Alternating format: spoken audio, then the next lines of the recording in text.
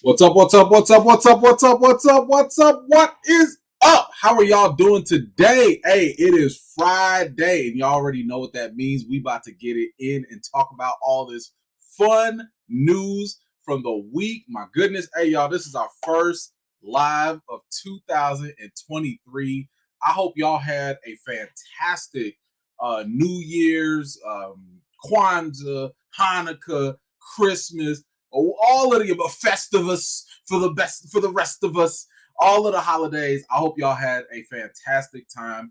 I gotta tell you, I was nicely well rejuvenated, had time to hang out with the fam, you know what I'm saying, and just have that together time, you know what I'm saying, and just kind of get your mind right and everything. So I have to say, like, first of all, it was kind of slow with the news, so we didn't really have much to talk about, last week. But we got a good little lineup. We got some things to definitely talk about, and I'm excited to get into that. But man, I missed y'all, man. I definitely missed talking to y'all. So I am very, very excited to get back and to talk with y'all and get down with all the news and crazy stuff that is going on. Oh my goodness, there's so much stuff. DC is still a mess.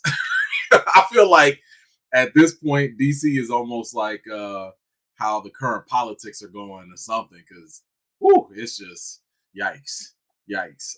Let's see what is going. Is my connection going bad? Hey, Xfinity, don't play with me now. Don't play now. I need y'all to make sure. Let me see if I can. I paid the bill now. Don't play. All right. In the meantime, while Xfinity gets their life together, let me go ahead. Hold on. Is my sound off? Hold on. Let me make sure.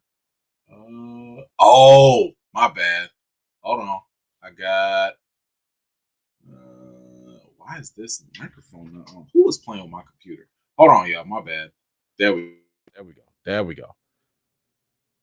All right. I think that should fix the sound. Sorry about that. I could have sworn sound better, sound a little better. I think that's test 1 2 1 2. Sorry about that. I have no idea why that happened. Windows updates. They don't reset everything. Y'all so whack. Anywho, hopefully that fixed everything. Sound is good now. Okay, cool. Great. Thank you for the feedback. I appreciate that. Let's see. Oh, don't worry. I got to make it for everybody. This was a test one, so I had to, Kane gang all day. But I gotta go and make it for the people, and I'll post it up soon enough. I got you though. Okay, first of all, we gotta let's do some quick shout outs, see who's here tonight. And then we're gonna get into this news. We got a couple things. I got some fun things I definitely want to talk to y'all about. And yeah, we're gonna get to it. So we go, who we got first? We got Leandra. Hello. Good to see you. Thank you so much for making it out.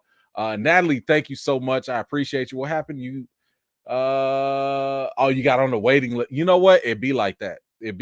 Like, I try to tell y'all, when y'all try to do the advanced screenings for stuff, like if you go on there, the GoFobos or the studio's website, you gotta jump on those ASAP, or you'll be on the waiting list, and you'll just have to see what happens. But that's how it goes. I remember those days. Kenny, what is going on? Good to see you. My man Jason, always appreciated. Thank you so much for being here. Allie, how you doing? The homie Rim 17, come through. That's the vet. It's my squad in the building. Y'all make sure y'all get those likes up. Thank you so much for making it out. We also got Deborah, another top supporter in the building. Thank you so much. Appreciate you as well. Matto, how you doing? Good to see you. Ms. Harper, always a pleasure. Thank you, ma'am, for making it out as well. And I hope you also had a great new year. Minister Crush, my man, what's going on, sir? How you doing? Eric, what's going on, brother? Good to see you. Let's see, 60 plus. How you doing? Thank you so much for making it out. My man John is here. What is up? The real Django is here as well. It's another top vet in the building. How you doing, sir? The talented one is here. How you doing? My man Marcus J. It's another top supporter in the building. How you doing, sir? Thank you so much for making it out. Let's see, Blur Forever is here. Thank you so much. We also have another vet in my squad in the building with Kristen Pratt. Hello, ma'am. Good to see you too. Shauna, pleasure to see you again too. Thank you for making it out. Let's see, my man Reese is back. Always a pleasure. Thank you so much, Reese, for being here. Pamela, how you doing? Good to see you. My man Bo is here. Bo 2023 is here.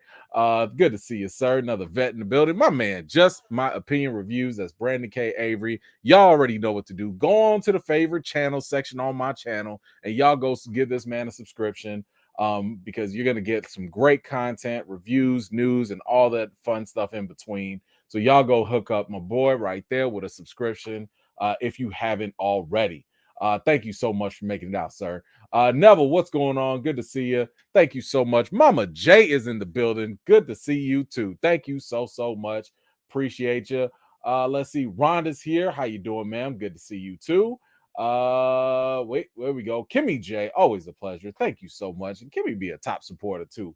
Another vet in the building. Who else we got? Treese is here. Good to see you too. My man Nelson V is here. Another returning vet. Thank you so much. Jam, how you doing? That just reminded me of the Will Smith. You know, like you gonna be outside like dum dum today and saying jam.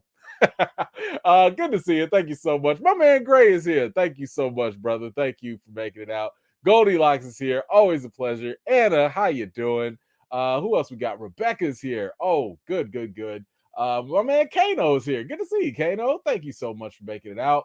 Let's see. Boss, still seeking a champion. Always. Thank you so much for being here. Who else did I see? Callow, I see you too. Kiki West is in the building. Good to see you too. Thank you so much, Kiki. Another top supporter right there. Let's see. Javier is here. Good to see you too. Phil Roy, oh man, it's been a while. Good to see you. Chill Spot, how you doing? All the way across the pond, we got Stamina. How you doing? Thank you so much for being here. Big Shannon, how you doing? Let's see. Tony, how are you? Who else I saw? Samantha, what's up? T Cox, I see you, my baby. How you doing? Winsome, what's up? Diamond, hello. Who else we got? I see people are coming in. All good. Take your time. Wilbur, what's up? Trayvon, hello. And Lauren, what's up? And shout out to everyone that has been able to be here today. I really appreciate you. Oh, hold on, Lauren. What'd you say now? You was watching me on the after. Yes, on the after roundtables. You know, I might have been talking to a little royalty.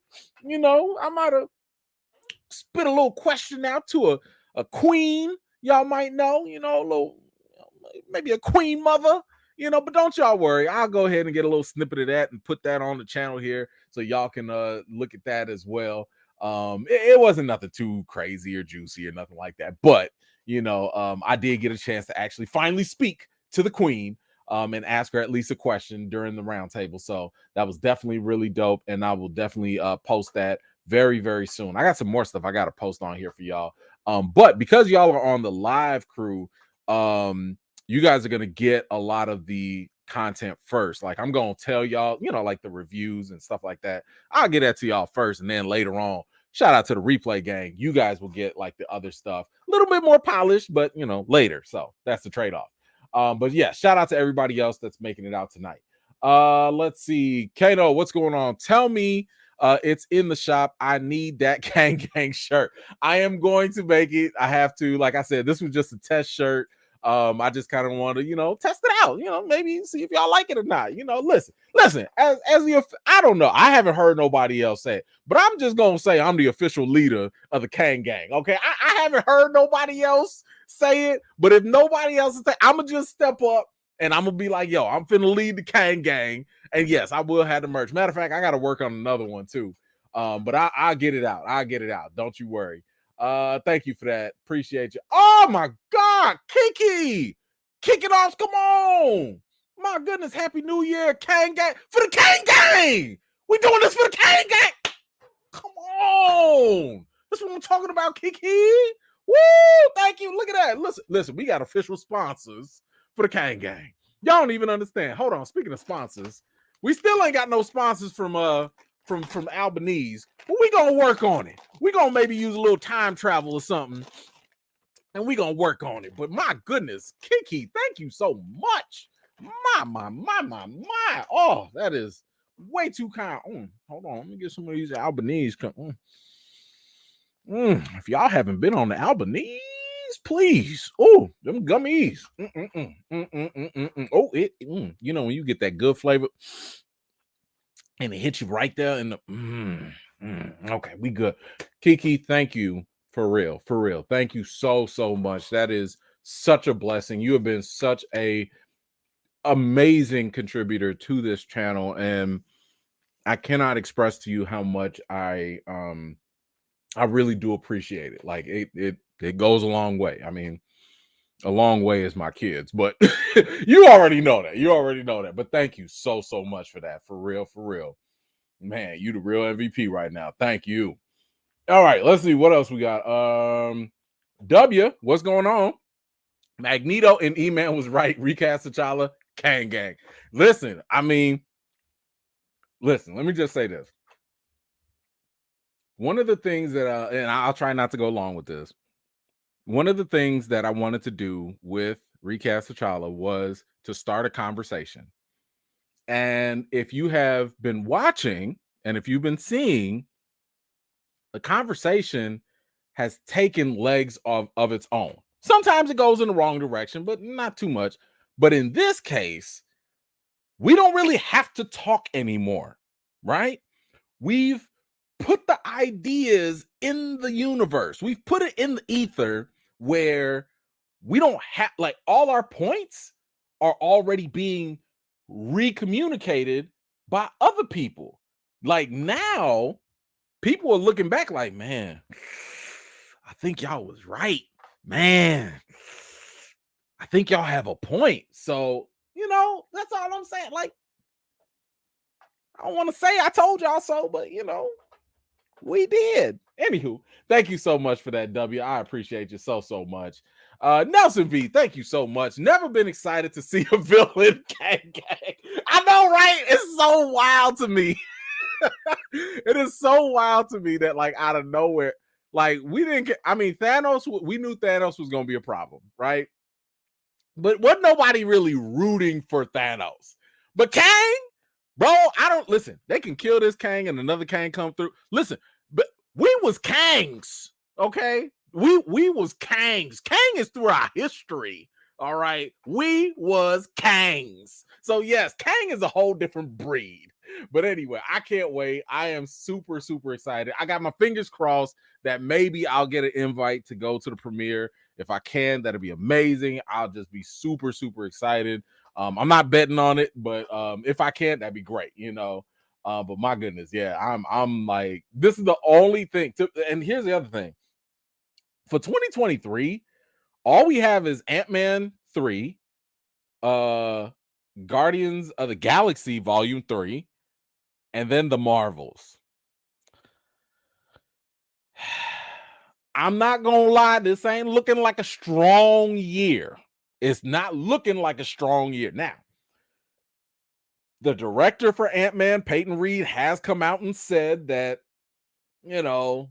he wants his movie to kind of be like an Avengers level movie. We'll see. You know what I'm saying? I mean, you got Kang in the mix, but we will see, because ain't nobody really checking for Scott Lang like that. I know, Kristen, you love your little Ant-Man. That's fine. I know. But I'm just saying, ain't nobody checking for Ant-Man like that. But I am hopeful that Kang can bring it up a notch, and we'll see. But Guardians Volume 3 is going to be like the last one. This is the last one for James Gunn. This is the last one with this iteration of the roster. So who knows what that means for the future. And then you got the Marvels. And I saw the little sizzle reel for the Marvels. I don't know. Like, and maybe my memory's a little foggy, but I remember it going to D23, I think it was, when I saw it, and like the reaction from the crowd was kind of like, okay. Like it was just all over the place. So I don't know if listen, I say this. I have strong doubts that the Marvels is going to hit $1 billion. Like the way Captain Marvel hit $1 billion, which I think is a byproduct of being in between Infinity War and Endgame. I think that's why it was able to do that. But I don't think the Marvels is gonna hit $1 billion. I could see it doing 6, 7, maybe 8. I don't know. But yeah, it's gonna be kind of an average year. But hey, right now, shiniest, brightest spot is definitely Kang. That's it for me anyway. But thank you for that, Nelson. I appreciate you. Natalie, back at it. The Queen Mother got on her son about that stupid TikTok prank, but we were all 16 at one point. Listen, okay, I didn't want to bring that up because it was definitely dumb, right?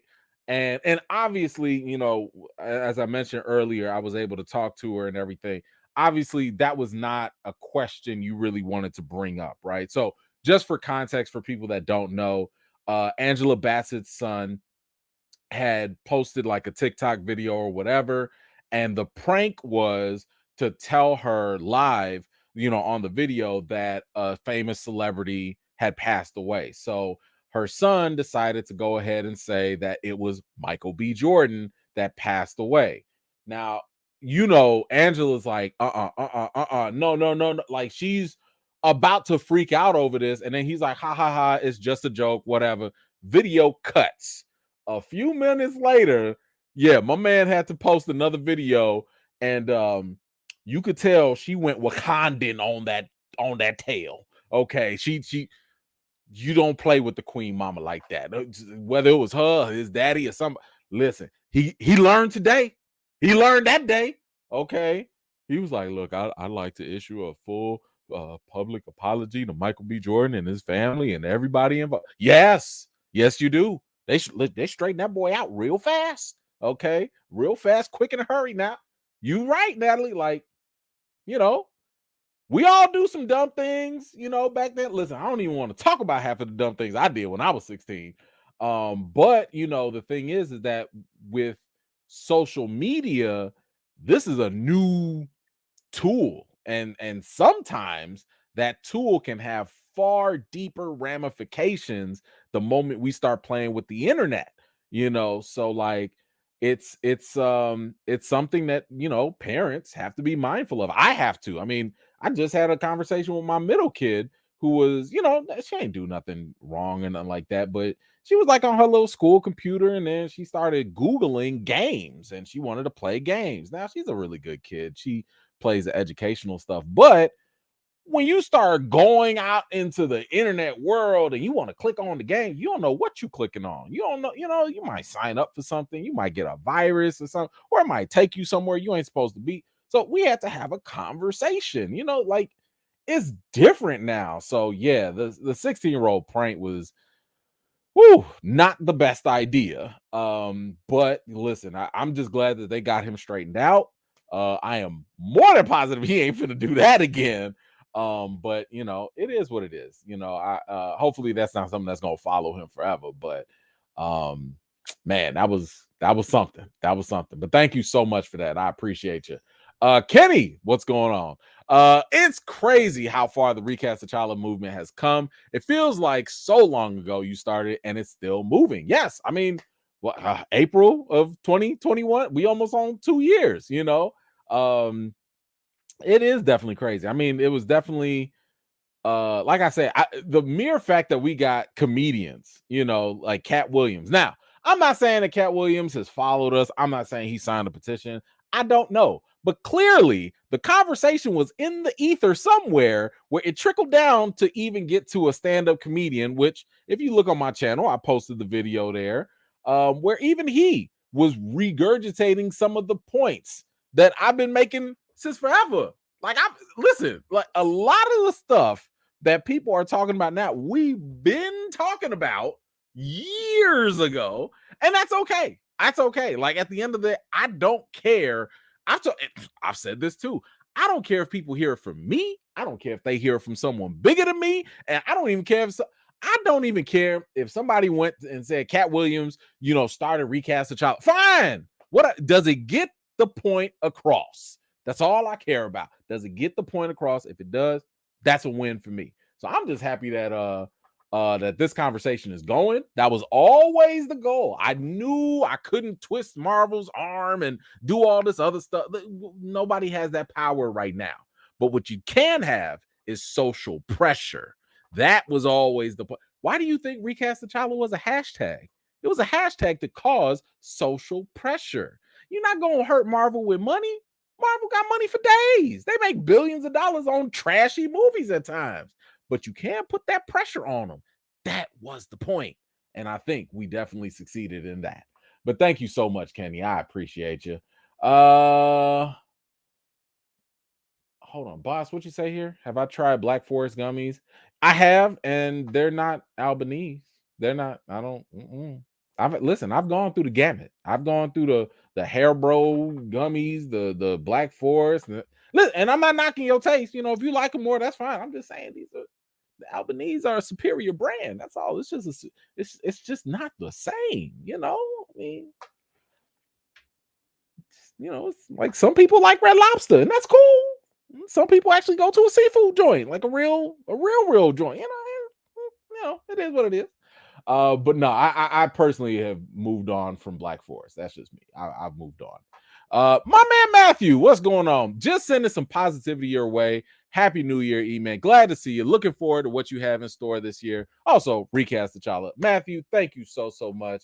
Really, really appreciate you. So sorry that we were not able to meet up during the Wakanda Forever watch party. I know you had other engagements or whatnot because you were going to go to the watch party, but either way, so appreciative of that very, very generous support. So I appreciate you, man. Thank you so much for that. Let's see. We got Natalie back at it. Don't play on people's name. Power the tongue. Right. That's the other thing. Like, why would you even want to joke about that? And the thing is, y'all know him personally. You know what I'm saying? Like, Angela Bassett knows Michael B. Jordan. Like, that's a family friend. You know what I'm saying? Like, you don't want to play around with that like that. You literally might run across this brother. You know what I'm saying? Like, no, don't. It's not that was ill-advised at best. Let's see what we got. Nelson saw Avatar 2. It was cool and long. Plot. Yeah, well, that's look, I liked Avatar 2. And I kind of felt like it was very similar to the first Avatar. The visuals are the main reason why you're going. But we will talk more about Avatar. I do have some updates coming up, so stay tuned for that. What do we have first? Okay, so let's kind of get through some of the bad news first. Of course, we have to kick off the new year. I feel like this always happens. It always comes in threes or something. But we do have to give out a quick, RIP for Barbara Walters. In case you didn't know, she did pass away. That's not Barbara Walters, sorry. But she did pass away at the age of 93. And that, my goodness, like you can't, that's a long life. That's a good long life. 93. And she is so accomplished. I mean, when you talk about a journalist in the field, she's breaking those glass ceilings for women. She's doing, she's setting up The View. She's doing 2020. She's got, like, I don't know who's a better, I don't even want to say better, but like compared to her and Oprah, when it comes to interviews, I mean, my good, Barbara Walters was hit. Like, she got some iconic interviews, and on top of that, she don't let nobody slide. Okay, like when you that, like, I want to be Barbara Walters level as an interviewer. When you asking somebody a question and she don't give you no wiggle room, like she like, no, that ain't what I asked you. Okay, I asked you why'd you do that thing that you did. Like she was on it. So yeah, no, she's definitely a pioneer in the field, and one that is so well respected for everyone, not just females, but literally for everyone in the field. So rest in peace to Barbara Walters for just doing such a fantastic job, at least in the media space. Like that. She is absolutely an icon, and her work is not going to be forgotten. I mean, I still remember as a kid, I didn't even like watching the news, but I watched 2020 for whatever reason. Her and Hugh Downs, for whatever reason, I would just watch them. I'd be like, oh, okay, this is 2020. And I would just sit there and be like, okay, who killed who today? You know, like I don't know why, but she was on it with that. But anywho, yeah, if y'all got any memories or opinions on Barbara Walters, feel free to share them in the comments down below. Let's see what we got here. Dion, thank you so much. Good evening, EFAM. I got the job. But unfortunately, I currently don't qualify for the house. Oh, okay. Well, congrats on getting the job at least. So good job, man. I know you was you had that nice little job interview and we was rooting for you. So yeah, good job, man. Good job. But don't worry about the house, man. Look, there's something else, waiting for you. You'll be all right. You will be all right. But congratulations, sir. Very, very happy to hear that, man. Very good. Very good. All right, let's move on. Well, okay. This was sad news, but in case y'all haven't heard, Jeremy Renner over the holiday break got involved into a very bad accident. So what ended up happening was he was using a snow cat, or what was it called? I think it was a snow plow, and the plow, it's like one of those huge I think they're called snowcats, if I'm not mistaken. Somebody could correct me. But all I know is the plow that he would use is pretty much like damn near the size of a tractor, and it basically tipped over and it caused like these chest contusions or chest impact on his chest.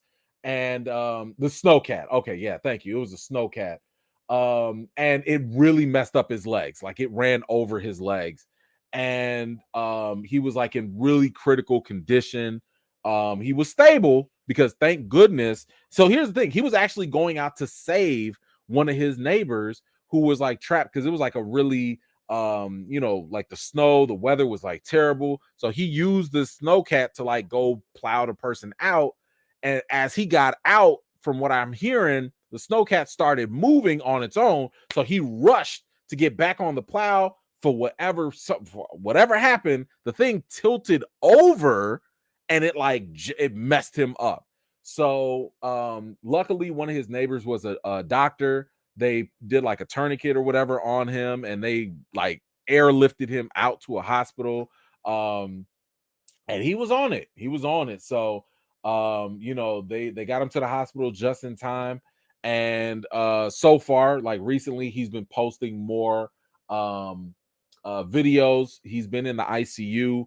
I think his last video he posted, like his mom and sister were there, just kind of massaging him up and helping him out.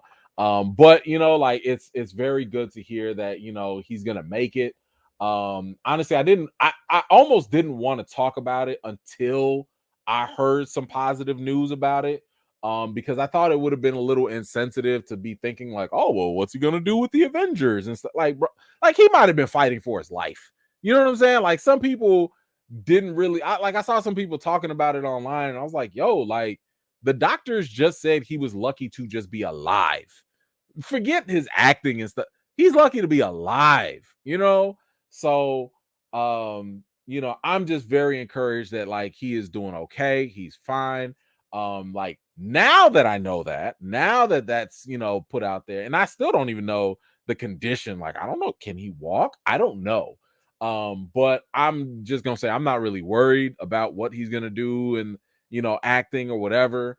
At this point, I'm just rooting for him to just be okay, and that's it. So the acting and stuff can always come. Marvel can always, say he's chilling with his family or something. It'll be okay. It'll be okay. But anyway, let me know if you had any other thoughts, or maybe if there was any other news. I don't think there was about Jeremy Renner. Feel free to let me know in the comments down below. Let's see, Kano, what you got up to Jeremy? Prayers up for Jeremy Renner for being a real life hero. Yeah. I mean, again, like he was going out of his way to basically help somebody else, and unfortunately tragedy struck. But very, very happy that he's at least doing all right for now. All right, next up, in case y'all haven't watched it, I have told y'all that Wednesday on Netflix is fantastic. I really, really enjoyed it. when it came to, the little murder mystery or whatever it was. And the acting from Jenna Ortega was chef's kiss, just fantastic as well. She is like a perfect Wednesday. And the show just in general was just really delightful. Like it was really, really just cool to watch. Of course, this show has also it has posted like some of the best numbers. I think it actually beat Stranger Things, in terms of viewership and hours and all that stuff. So Wednesday clearly is doing the work and it's doing its thing. And of course, like it is being well rewarded for that because now it is being renewed at Netflix for season 2. But I mean, come on now, like, duh, Netflix would be foolish if they didn't renew this. Now, I would definitely say this. If I'm Netflix, when the next Wednesday, the next time y'all want to do Wednesday for season 2, make it weekly. I'm telling you, make Wednesday weekly. Because if you want people to take this #1 show, listen, you have all the hype right now going for this. Everyone's going to be looking for what you're going to do in season 2. Guess what? Rather than having people only be excited for a week or two, rather than having the hype for Netflix stay #1 only for 1 week or two, make it weekly so people will watch and they'll stay on your platform. We'll talk about it. We'll write articles about it. We'll make videos about it. People will talk about it. It will trend online for weeks, like months even. Now, and I'm not talking about, here's the first 3, 4, 5 episodes and here go the next half. No, weekly. The episodes are long enough. The mystery, if it is another mystery, the mystery has people guessing, have people having conversation about it. I'm telling you, Wednesday needs to be weekly. It'll be a much more enjoyable experience. I promise you. Netflix, if you're listening, just go with it. I promise you're gonna make all the money. You're gonna make all the money. I promise you. But I like that. Yes, release it every Wednesday. That would be even better. My goodness. Thank you. Great comment. But anyway, what do y'all think about Wednesday? Have you watched it? If you have watched it, let me know what you think about it. And how do you feel about Wednesday? Maybe if it does go weekly. Are you cool with that? Now, I get it. Again, as a consumer, you want it all. I totally understand that. I'm just saying, are you going to die if it goes weekly? Is it really going to cripple your week, your month? Is it really going to be a problem if you watch it 1 week at a time? I mean, the episodes are what, 45 to an hour long? Come on now. Yeah, I think y'all be all right. But anyway, y'all let me know what you think in the comments down below. I saw a question. Kiki, you're gonna watch The Last of Us on HBO? Yeah, look, so here's the thing. I've never played the game. So I was debating on whether I should play the game before I watch the show or if I should watch the show and then go play the game. So then the other alternative was maybe I could just watch all the cinematic stuff, like all the video or whatever. I was thinking I could maybe do that as well, but I don't know. I don't know. Y'all tell me what y'all do. If you've played The Last of Us, do you think I should play it before we watch it? Or do you think it's maybe a little bit more valuable if I go into it completely cold? Like if I just go into it, I don't know nothing about the game, I don't know nothing, and I just watch the show, maybe that'll be a good way to go into it. I don't know. Y'all let me know if you have any recommendations or thoughts. Oh, Kiki, I done highlighted your stuff already. There you go. Thank you for that. Well, yeah, there you go. I got you. Let's see what we got. Mr. Bobby Wright, thank you so much. Shout out to your platform and hard work. Doesn't go unnoticed. Kang gang. Thank you, brother. I appreciate you, Bobby Wright. Always coming through, brother. Thank you so much, man. That really means a lot. What else we got? My man Dion, thank you. Rest in peace to Barbara Walters and Gangsta Boo. Yes, that's true. Praying for Keith Murray's mental health. Oh my God, Keith Murray. Ooh, as well as the young fellow who suffered the heart attack. Man, let me tell you something. That messed me up. You talking about DeMar Hamlin on the Buffalo Bills. That I was watching that game, and when I tell you that really messed me up, because I played football, not like high school, nothing crazy. Don't run with that. But and I mean, I've had injuries, you know what I'm saying? Messed up my knee a couple times. And I've seen injuries happen on the field. I've watched football all my life. And a lot of times you just kind of hold your breath, just like, okay, okay, they good. They might have messed up their limbs, they might have broken some bones, but you be like, oh, okay, they good. This was the first time I ever heard somebody say CPR on a football field.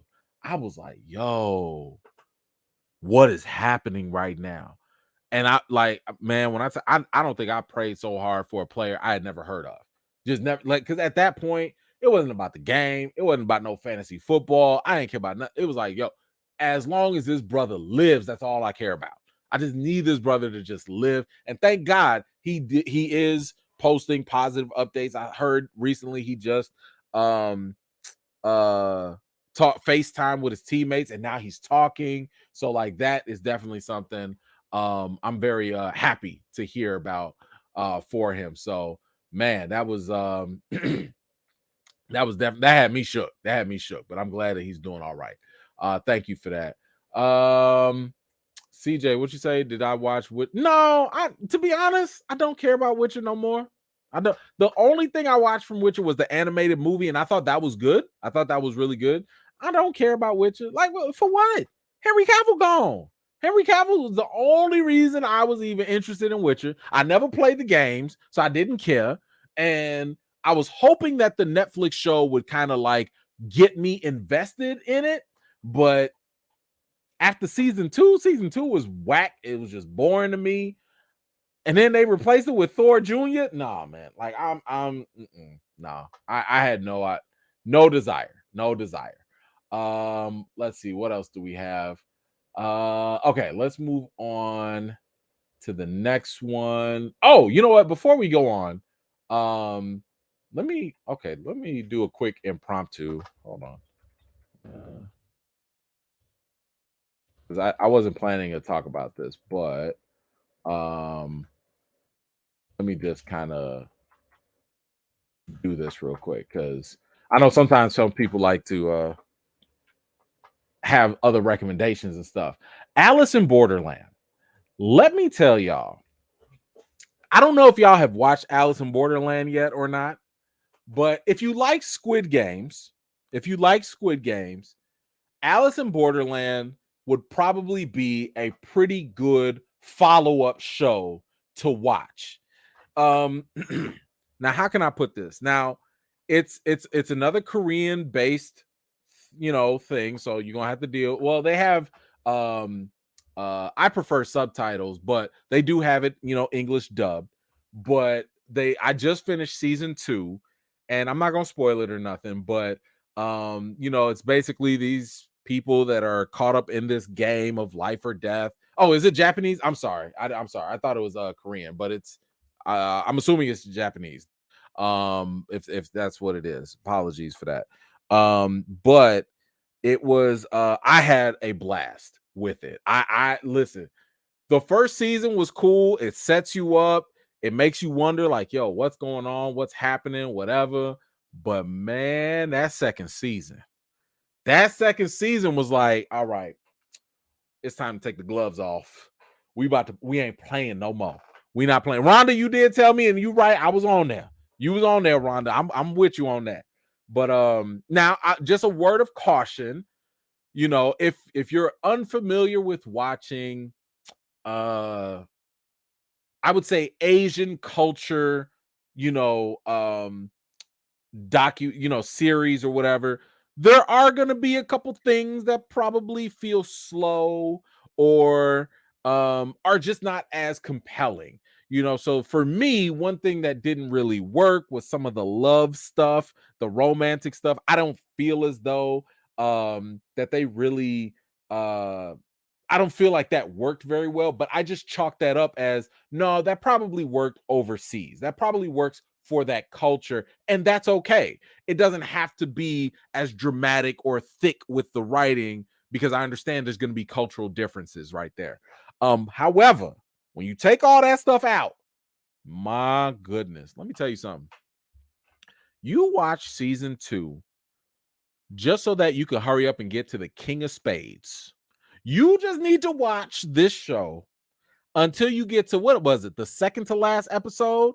I think it was the second. Yeah, I think it was the second to last episode with the King of Spades. No, or maybe it was the second or third to last.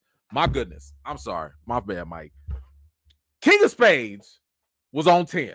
I don't understand what was going on. Why this show was already on like 8. Then it went from 0 to 8 to 10 to 15 because the King of Spades, that game, nuts. Like I was just like, what am I watching? It was 2:00 in the morning. And I'm sitting there like, whoo, ah, whoo, whoo, whoo, whoo, whoo. Crazy. So anyway, if you need something to go watch, you go watch Alice in Borderland. Oh, what was that other dude's name? Buddy with the white hair. What was it Shishiyu? I think his name was. He the cool guy with his hands always in his pockets. He always be real cool and stuff. White hair. Listen, just a quick info thing. Anytime you watching Asian culture stuff, especially Japan animation and anime or whatever, if somebody got white hair, they're probably the coolest character, the most powerful, the smartest. Whether they're a good guy, bad guy, they always are the most interesting ones. This dude tried to steal the entire show. Shishia. There you go. Shishia. There you go. Thank you. This guy right here, that guy right here, he tried to be the main character, and I was almost for it. Because every time he was in the game, I was like, he got all my attention because clearly he wanted to take over the show. But anyway, my goodness, yes, please do. You gonna see the King of Spades early, but when I tell you it's worth the wait, because when it gets to the end, I was just sitting there like, yo, this is wild. So anyway, I'm sorry, that's just more of a reaction. It's not a full review or nothing. But like if you are trying to just find something else, and like I said, if you like Squid Games, if you like that kind of genre and feel, and if you're okay with some violence, Alice in Borderland season 2, and I hope I have not read the manga, I have not gone through it, but I hope they do a season 3 because the way they try to end it and tease stuff and do it, I was here for all of it. So, anywho, if you have watched Alice in Borderland season 2, without spoiling it for those who haven't, let me know what you thought in the comments down below.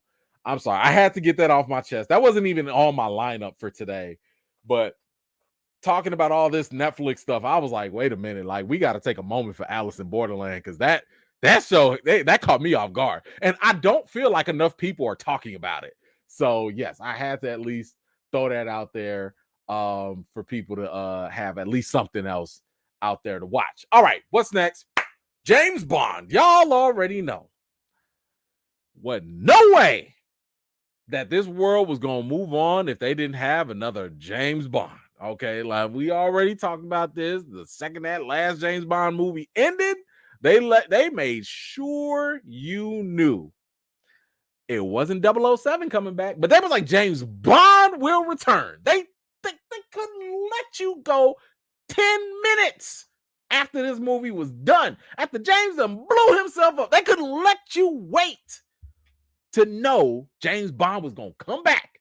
So, as we know, they have been saying for a while now that they want to have a younger person come in and play James Bond, probably for the next 10 years or so. So, because they wanted to go that route, that has kind of sort of ruled out Henry Cavill, who's, if I'm not mistaken, he's like 37, 38, 39, something like that. And it ruled out fan favorite, popular choice Idris Elba as well. So they wanted to go with someone in their early 30s, maybe late 20s, to play this role for like the next decade or so. So of course there have been so many different candidates, so many different people who have been announced for the role, or at least that fans have put out there. But here's one that has kind of risen up on the ladder right now, and that is Aaron Taylor Johnson. He is emerging as the front runner for James Bond.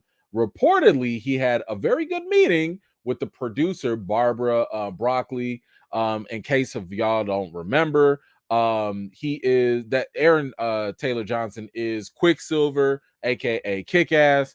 I would say, like, if you have not seen this man's work, he's really, really good. He was also recently on a Bullet Train.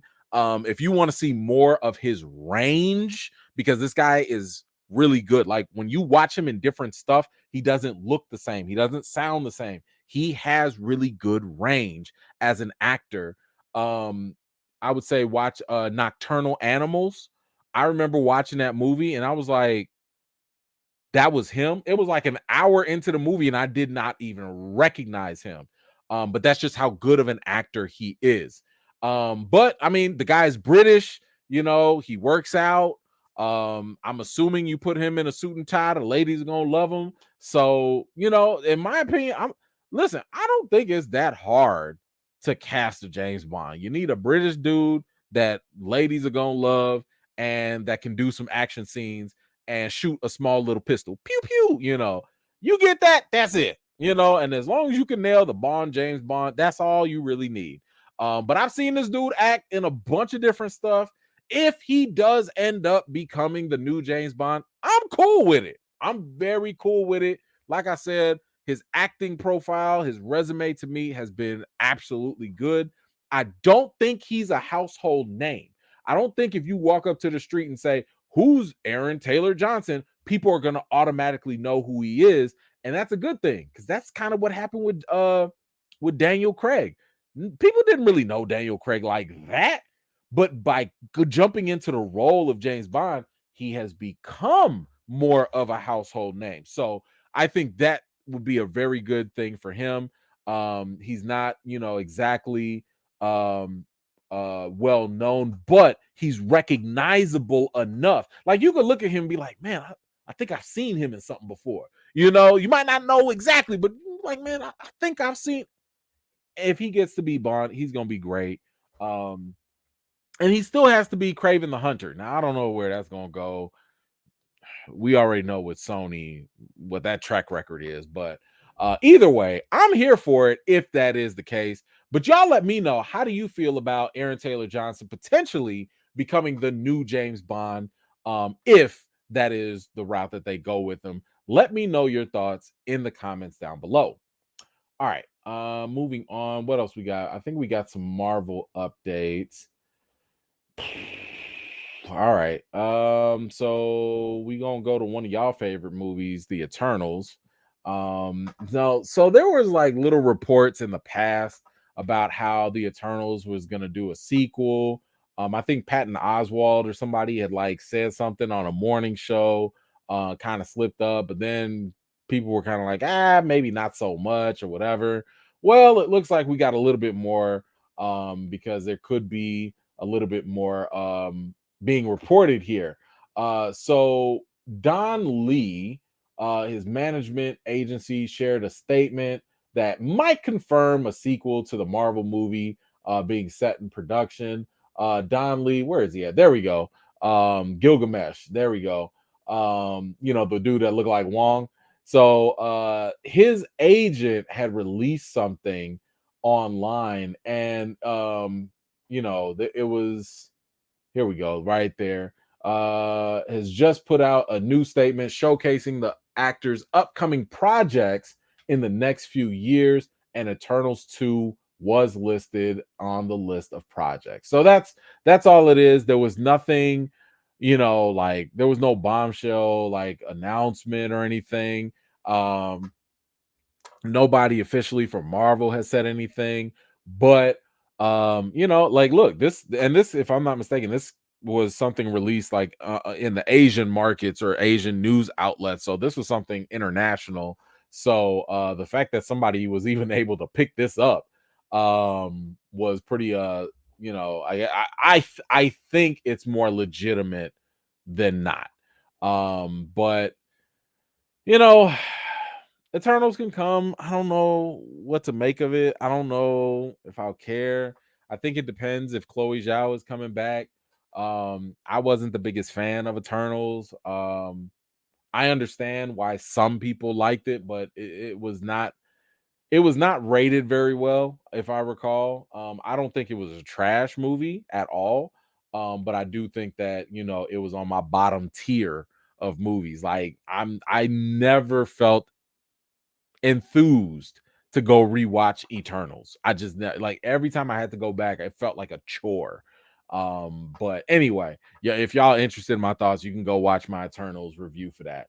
But anywho, you know, there are people that like Eternals, and that's okay too. Like, if y'all did like it, let me know what you thought about it in the comments. If you didn't, let me know that too. Either way, are you excited or hopeful for a sequel coming?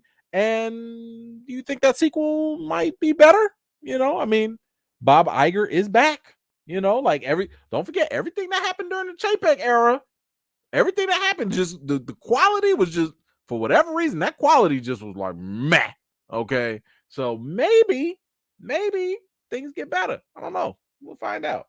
All right, moving on. What other update we got? Oh, we got some more Marvel updates. Deadpool 3. Now, you already know Deadpool 3 is definitely something many of us, I think, are looking forward to. You also have the huge announcement, probably one of the biggest announcements in comic book history at this point, which was Hugh Jackman saying that he was going to come back as Wolverine and he was going to tag team with Ryan Reynolds and Deadpool. Like, my goodness, that blew it up. That was everything, right? So matter of fact, I think we had to do an emergency live just for that one, you know. But Hugh Jackman has actually been talking about this a little bit more and gave a little bit more detail as to what was going on with this. And I think we can go ahead and actually hear him. So let's get ready. Let's hear what he has to say.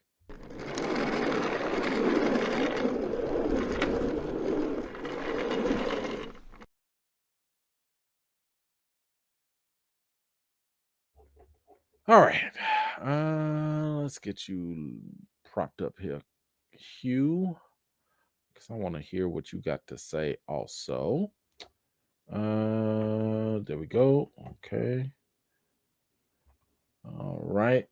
Let's hear what new updates Hugh's got for Deadpool 3. You're set to play in the next Deadpool movie, and even though your character, Logan, or Wolverine, was killed off in the last movie, you're going to play Wolverine again for the 10th time. Yeah. Why? I mean, you categorize it as the Deadpool movie. We like to call it Wolverine 10. That's what we call it in our house. And have you checked with Ryan Reynolds on this? I don't need to check with them. I'm kidding. This is taking place, the story is pre-Logan, which is exactly as you said, where Logan died. So we're pre that in the storyline. Okay. And I honestly, Chris, I really thought I was done. Like, I was at peace with it. Fine. I got asked every day, either in interviews or Ryan Reynolds ringing me, can we do it again? I'm like, no, I'm done. Someone said to me, I think it was Deb, I think it was my wife. She said, after this, what is it you really want to do? And I was just driving down a day later and I thought, what do I want?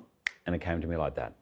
Because when I keep thinking of me and Ryan, of Deadpool and Wolverine, which are classic comic book rivals, there's also a dynamic that I've never really got to do before as Wolverine. And I just thought, this is going to be fun, something I've never done before, and I can't wait. Nice. Okay. All right. I'm down with that. Like, yeah, I mean, he's definitely, I think, what did we talk about? I think he had said in another interview that the dynamic between Deadpool and Wolverine was kind of like, what was it, Eddie Murphy and Nick Nolte, 48 Hours or something like that. So, I could see the whole buddy cop type of thing going on, the Odd Couple or whatever. But I think it was definitely interesting that he ended up saying that this was going to take place before Logan. You know, now I think that he might be simplifying it just because, you know, the multiverse can get very confusing for some people. And I'm wondering if, because to me, you know, I don't even think it matters if it took place in the same timeline or another timeline, right? But we don't have to get super technical about that or whatever. As long as it got Hugh Jackman, you know, on board, I'm fine with it. So but it sounds like, at least the way he's saying it, it sounds as though rather than going into an alternate universe, Deadpool is going to cross paths with Logan some way, somehow, and they're gonna do something, and it won't disturb whatever happens in the future, you know, because Logan was like 20 something years in the future or whatever. Anyway, so I like that. I think that's pretty cool. I think that's dope. I still think they could play around with the timeline. I mean, even if they do it as something that takes place earlier, Deadpool does have a time machine or whatever. We've seen him playing around with Miss Minutes on Twitter. So maybe the TVA comes through at the end of his movie and they're like, come with us, you know, or something like that. Like, you know, maybe you know what? Matter of fact, that actually does make the most amount of sense. Deadpool has been going around. Has anyone talked about this? Deadpool has probably caused so many disturbances that he has alerted the TVA. Dang, I done solved it. That's it. Deadpool, you know, because remember, if you recall, in his last movie, he was going through different timelines and he was changing up events. He was probably creating variant alternate timelines. TVA don't like that. They don't like that at all. So look, the TVA is probably going to be coming for Deadpool. Come on, man. That's it. That's how they going to end the movie. And that's how it's gonna be. That's it. That's how he gonna come into the MCU. And I'll tell you, if he meets up, oh my god, if he meets Loki, if TVA Loki come in, oh my gosh, that's gonna be dope. Anyway, what do y'all think about this new bit of information that, you know, Logan's gonna take place, or I'm sorry, Deadpool 3 is gonna take place before Logan and it won't interfere? Let me know, and let me know how you think all this is gonna go down. I mean, my goodness, you got the TVA involved. Shoot, Kang might be involved. There's a lot of possibilities. I'm actually very, very interested in this now. Very interested. But anyway, y'all let me know your thoughts in the comments down below. I think I had some comments. Hold on.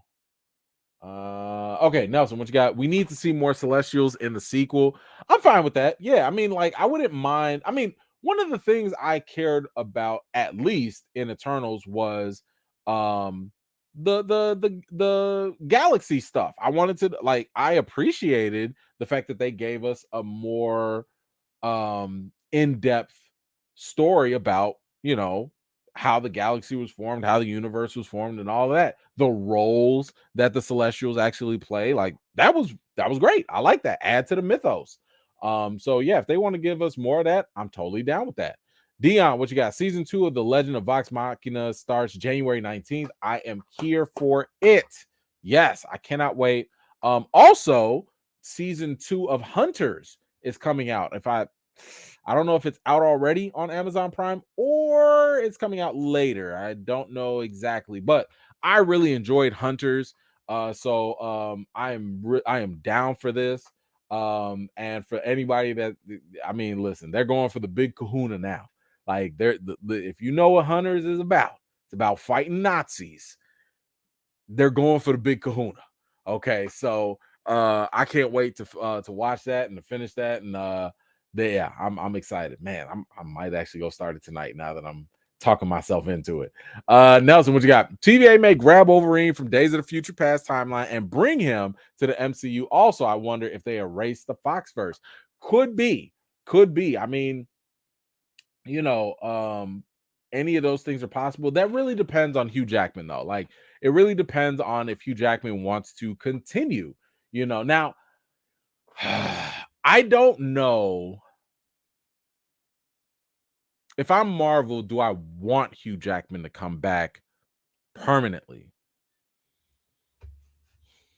And I only say that because Marvel does have the opportunity to introduce a new Wolverine with a different, younger actor, probably, who can grow into the role and, like, gaining his stardom. Because I'm just wondering, like, with Hugh Jackman, even though I've said for the longest, Hugh Jackman does not need to leave the role of Wolverine because he can always get older and you can always play around with that. Like, if it was me, I would bring him back as an old man Logan, so that way I can dress Hugh Jackman up as an older version. So as Hugh Jackman naturally gets older, it's not that big of a difference, if that makes sense. Like, it's easier to grow into something if you're already an older character, right? But I do wonder if it would, like, overshadow things, because if you knew Hugh Jackman was in the MCU, I feel like people would be tempted to do kind of what the Foxverse did, which was, okay, because Hugh Jackman is so popular, we have to change all the stories to revolve around him and his character. And for me, I'm not always a fan of that, because that's kind of what they did with Mystique. Because Jennifer Lawrence's star power was so great, they altered the stories to fit her character, and it made the story suffer. I would much rather have dope stories and then you just happen to have cool characters involved, rather than have a dope character and force the story to revolve around them. I don't think the latter works very well. But anyway, thank you so much for that, Nelson. I appreciate you, as always. All right, let's move on to the next one. What else do we have? Oh, okay. So y'all were asking about this before. We have an Avatar update. So, as we know, the Avatar movies took forever and a day to come out. But they've been doing the work. They've been doing the work in the box office.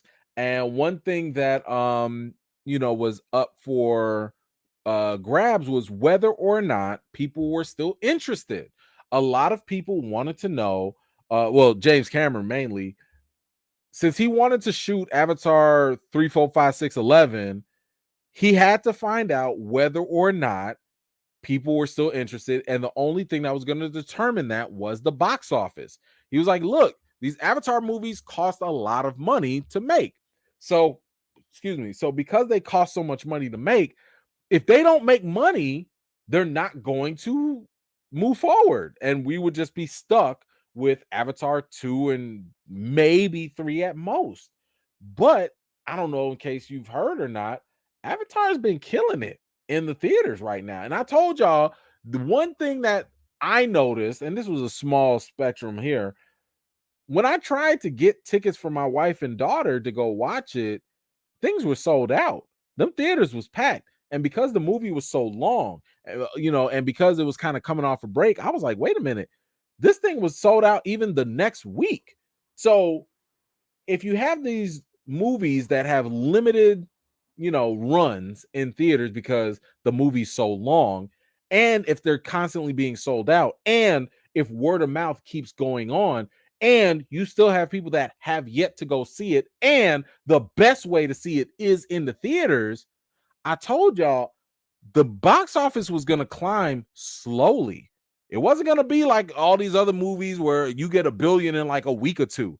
It was going to take time. And y'all, right now, because like I said, James Cameron was like, we got to wait to see if this thing makes money before we move forward. Dang it, Hugh Jackman, why are you here again? Sorry. James Cameron says that Avatar 2 is profitable and he'll make the sequels. That is mainly because Avatar has crossed over and made over $1.5 billion. $1.5 billion. Let me tell y'all something. And I believe this is a record. I don't think anybody has done this so far. But do y'all know that this would make James Cameron as the only director to have multiple movies that have crossed the $1.5 billion mark?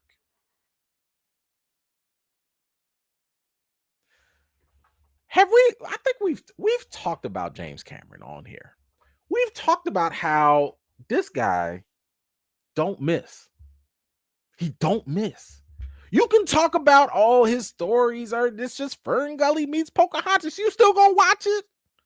And if you don't watch it, 5 other people gonna watch it.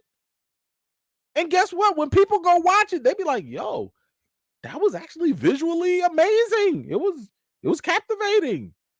Even if you don't like his stories, you can't deny the man knows how to put a good product on the screen. Them visuals is no joke. He literally sets the bar for what other movies try to do. In 2009, when Avatar came out, did y'all not realize from 2009 to today, every 3D movie you've seen in that time frame has been trying to catch up to what James Cameron did in 2009?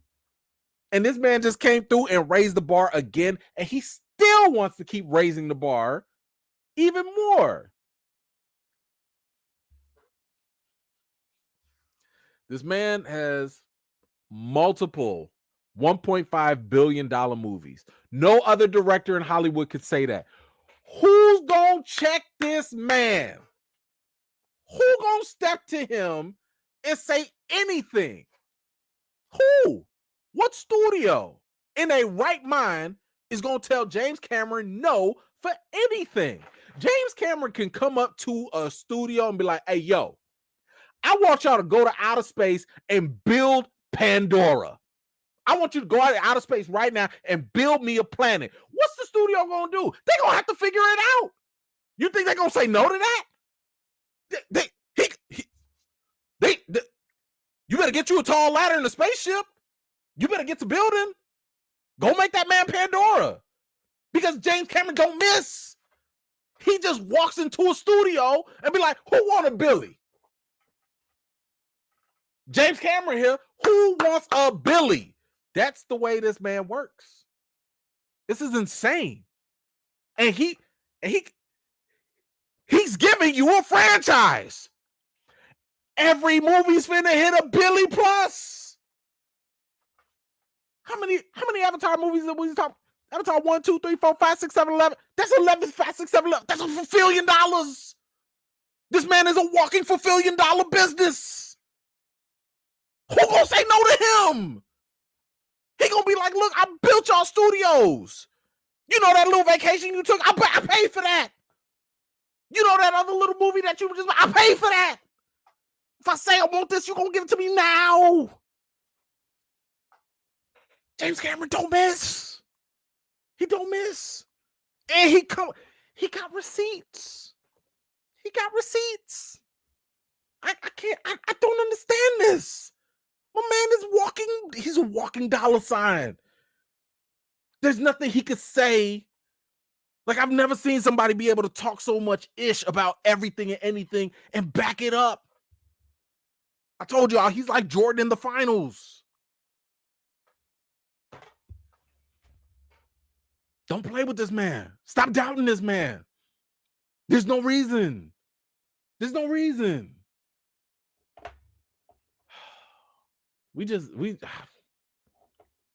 He just getting started. He just getting started. Y'all don't think y'all gonna see Avatar 3? Let me tell you about Avatar 3, because that's another update we got. It's another one. Avatar 3 will introduce some evil fire Na'vi, hence James Cameron. I want to show the Na'vi from another angle. Wait a minute. Let's go here. Let's go here. In the early films, there are very negative human examples and very positive Na'vi examples. In Avatar 3, we will do the opposite. We will also explore new worlds while continuing the story of the main characters. I can say that the last parts will be the best. The others were an introduction, a way to set the table before serving the meal. My God. He said y'all haven't even ate yet. He said them 2 other movies I gave y'all, those were appetizers. He ain't even served y'all the main dish. He gave y'all some bread and some water, and he said that's just the tease.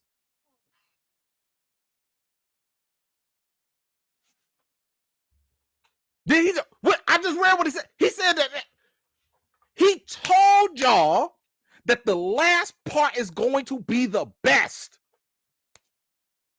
The best. What is this man cooking? What is he cooking? Were we not full? Did we not get all the carbs from the first 2 movies? Your eyeballs is getting fat already watching this movie. And now this man's like, man, listen, that was just... What? That? You mean them starters? We ain't even get to the main dish. Yo, my man. I cannot believe this guy's got a whole franchise that he wants to lay out. Every movie's finna hit a billy minimum. Matter of fact, if it hits a billy, it's probably a failure. It's probably, at this point, it's probably only going to be 1.5 as the baseline. This man has all the potential in the world to maybe be the first person to hit a $3 billion movie. All them times y'all was talking about his story, and I'm y'all also, he was like, man, those were warm-ups. Y'all thought that was the real exercise? Man, we ain't even put no weights on yet. We was doing, y'all was doing jumping jacks. We was just running in place. You was just on that little bike. That's all. What?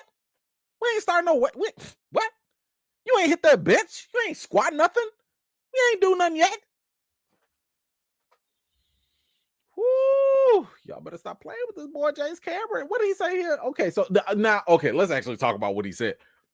The fact that this man said that, I like this though. I like this.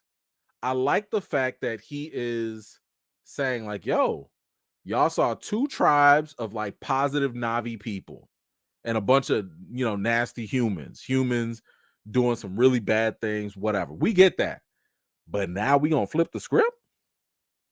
Now, it is not lost on me that this man is treading a fine line with Avatar: The Last Airbender as well. We already went to the wind, to the Sky Nation. Now we to the Air Tribe. We went to the Water Tribe. Now we finna go to the Fire Nation in part 3. So clearly the Earth Nation is going to be, clearly we're going to go visit Earth or something. There's going to be some Earth Navi somewhere in the 4th movie if we go on with this trend, right? But here's the funny thing. This man don't even care. He don't even care if he copies on his own homework. I don't think y'all understand. Avatar 2 was barely an Avatar movie. Avatar 2 was a combination of like Terminator 2. It was a combination of Alien. It was a combination of Titanic. Like, my man literally copied his own work. But here's the thing. His own work is so dope. Only he can copy it. He's in competition with himself. He's not even looking at Marvel no more. He don't have to. He like, hey, look. Hey, Marvel, y'all took, I don't know. Hold on. Let me actually, what was the math on that? Because he's looking at Marvel right now, and he's like, look, it took y'all what, 10 10 years to build up to get to Infinity War and Endgame just to hit y'all little $2 billion or whatever. It took y'all 10 years to build up to it. I did a movie in 2009 and I took 13 years off. I retired. I came back in the game like Jordan wearing the 45 and I came back and I'm making buckets. He picked up like he never left. And he copied his own stuff. If y'all don't put respect on my man James Cameron, I don't know what else to tell you. I don't know. Like MJ took a year and a half off. My man came back. He was a little rusty. He was still putting it on him though. Then the next time, boom, we getting them ships. He was like, man, let me get another 3P. What did Jim do? Jim was like, man, I was sitting on top of the world. Man, let me come back. 1.5 billion. He might hit 2 billion. It might hit 2 billion. I'm gonna say this too. Don't be surprised when the re-releases come out, because he is competitive. Do not be surprised, because he did this with Titanic and he did it with the other Avatar movie as well. Avatar, when Avengers Infinity War or Endgame, when it started hitting and becoming number one, what happened? Oh, we're just so happy gonna release Avatar in theaters one more time. He gonna cheat the books now, okay? He gonna cheat the books. But this is how my man plays. My man will do whatever it takes. Whatever it takes to get them dollars. So do not be surprised that when Avatar 2 finally goes on home, streaming, DVD, whatever, do not be surprised, because I'm going to call back to this and I need y'all as my witnesses. We got 310 people here. Y'all my witnesses. I'm telling you, they will re-release Avatar 2 in theaters and jack up their box office number. Promise you that. I promise you that. Woo, man. Okay. How do y'all feel about, first of all, do y'all think Avatar can hit 2 billion? Are you excited for the next Avatar and maybe even the future ones? And what do you think about this new idea that we're going to get a fire version of the Na'vi people, and this fire nation is bad? Like, they're actually evil. Like, what? Oh my gosh. Hey, my man can copy people's homework and it don't matter. It just don't matter. But y'all let me know, how do you feel? What do you think? Let me know your thoughts in the comments down below. James Cameron don't miss. I've been telling y'all for the longest, he don't miss. All right, let me scroll up. Give me some time here. What is this? Bo, how you gonna come into the new year with some nonsense like this? You just gonna choose violence on it? No, he's not gonna lead the Fire Nation in Avatar 3. Get out of here. Get out. Actually, you know what? They might mess around and do something dumb like that. They might actually do, because it's all voice work and see, why you put that in the universe? Why you got to do that, man? Come on now. Thank you, man. Appreciate you anyway. Golly, now it's out there. Ugh. Kano, what you got? Everything changed when the fire named Na'vi attacked. Man, listen, that is definitely going to be. Oh my God! Oh, I just thought about something now. I'm not gonna say who it is because I don't want to spoil it for people that haven't watched. Is he really copying Avatar: The Last Airbender? Because I'm starting to wonder if a certain character, don't spoil it now, I'm starting to wonder if a certain character is the hidden Avatar. Now, if you've seen the movie, you've seen a certain character pull out some extra stuff. I'm wondering if that certain character now is the new Avatar. He could copy everything and it'd still be great. I don't know what to tell you. I don't know what to tell you. If you know what I'm talking about, just let me know what you think, but don't spoil it for people that haven't seen it. But I can't believe I'm just realizing this. Thank you, Why are you calling yourself Mackie? You still Bo. You Bo. Jordan was lucky he ain't play Anthony Mackie in the finals. Yeah, okay, because crossover really sold us, huh? Thank you, man. Appreciate you. I think. Let's move on. Mo, what you got? Avatar 1 and 2 were the Red Lobster biscuit appetizers. Avatar 3 is seafood platter dinner. 4 is gonna be Thanksgiving. Listen, apparently so. Like, apparently that is what it's gonna be. I don't know if Avatar 5 is just gonna be the nightcap. I don't know if it's gonna be dessert. Like, I don't I don't know.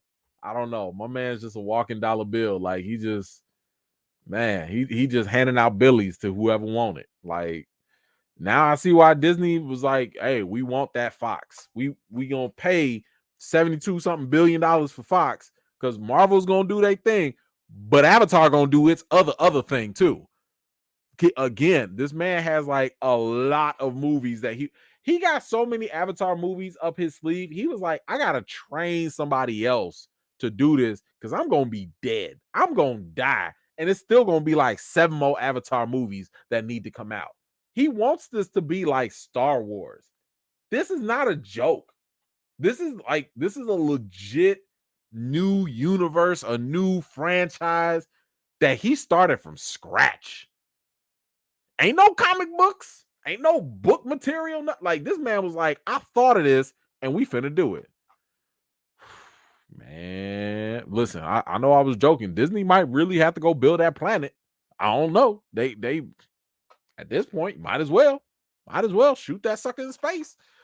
Nelson, what you got? Cameron need to keep his movies 2.5 hours. Avatar 3 and maybe 4, maybe 3.5 to 4 hours long. I know. I saw that too, where he had like an 8-hour version of the movie or something. Like, I don't know. Like, I almost wonder if like Avatar would be dope as like a series, just because of how much story he wants to tell, but he's doing his thing. At this point, if this man wanted to drop a 4-hour movie in theaters, people are gonna go watch it. Now, I would strongly recommend that they need the intermissions if that's the case. But whew, man, at this point, this would be it. This is something. House of Boom. If you could choose James Cameron to adapt Marvel or DC story, what would it be? Ooh, good question. It depends on the scale of it. Like, do you want him in only for 1 or 2 movies? So Cameron likes the good guy stuff.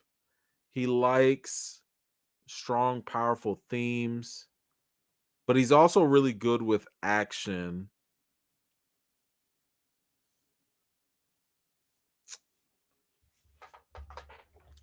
There's somebody I'm thinking about, but I don't know if that's too low level for him.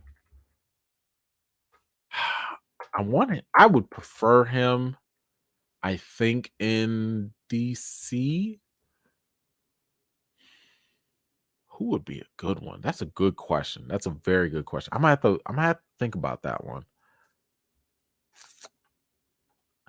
Cause, well, at first I was gonna say I wouldn't mind him doing Punisher, but I don't think he's gonna go as rated R as Punisher needs to go.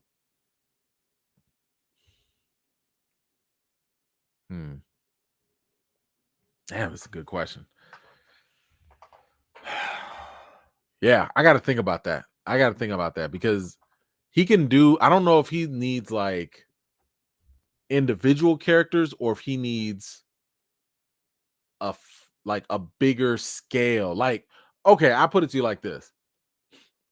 If James Cameron, if he were really good at doing, like, let's just say he was a comic nerd, because I don't think he is, but let's just say he was. If he was a comic nerd, I would rather him do like Avengers Secret Wars. I'd rather him do that on that side. And for DC, I'd rather him do Crisis on Infinite Earths. So I'd rather him do the storyline than individual characters, because I feel like he would want more to do. But man, that's a very, very good question. Thank you for that. Thank you.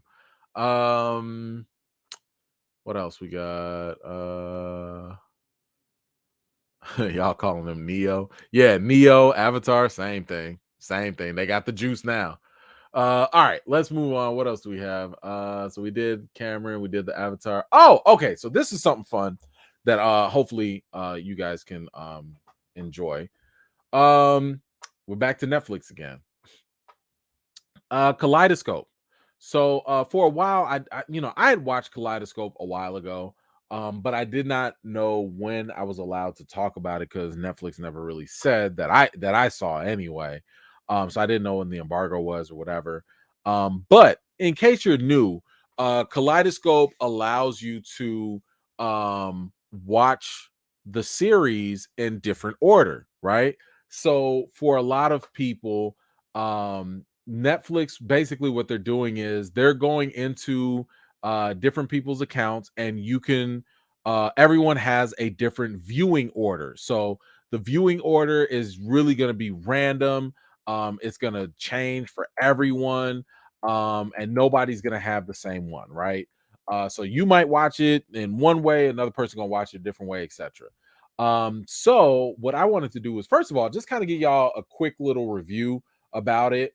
And then I'll talk about the different orders that you can watch it, and then I'm gonna give you what I think is the perfect order to watch it in. So I apologize for not getting this out earlier, because I think some people have already watched it. But if you haven't watched it, stay tuned, because I'm gonna give you what I think is the perfect order to watch Kaleidoscope. But first, just real quick, in case you didn't know what it was about, basically it's a story, it's a heist movie, right? Or a heist series. It's about a heist, but it's also about getting revenge and all of that, right? So the main story does revolve around John Carlo's character. I'm not going to go into spoilers, by the way, so sorry about that. But John Carlo's character, he's basically the main guy. He's the one that, is putting the plan together. He's assembling the crew, and they're doing the job. That's literally all I'm going to tell you about that, because y'all can figure this stuff out as you watch it. Now, John Carlo is fantastic in this. I thought he was absolutely great. He was like probably the main reason why I even wanted to watch this in the first place. So his character, his acting, fantastic. One thing I'd say though, there's the episode that goes, kind of in the past. That makeup on him was a little. Oof, I was like, man, y'all couldn't find a younger actor to just play him, because y'all didn't have the Marvel de-aging technology working for y'all at all. It was a little weird. But outside of that, John Carlo was fantastic. Who else was it? There were some other characters. Some of the this character, I'm not going to go into it too much. He was okay, but I wish they kind of did a little bit more with him. I like this guy as well. Sorry, I forget all their names, but you'll know him once you start watching them. I just loved his resourcefulness. I loved like how he was just always doing stuff. Now, I will say he was kind of a simp, but he was, and you'll see why. But I did enjoy his character as well.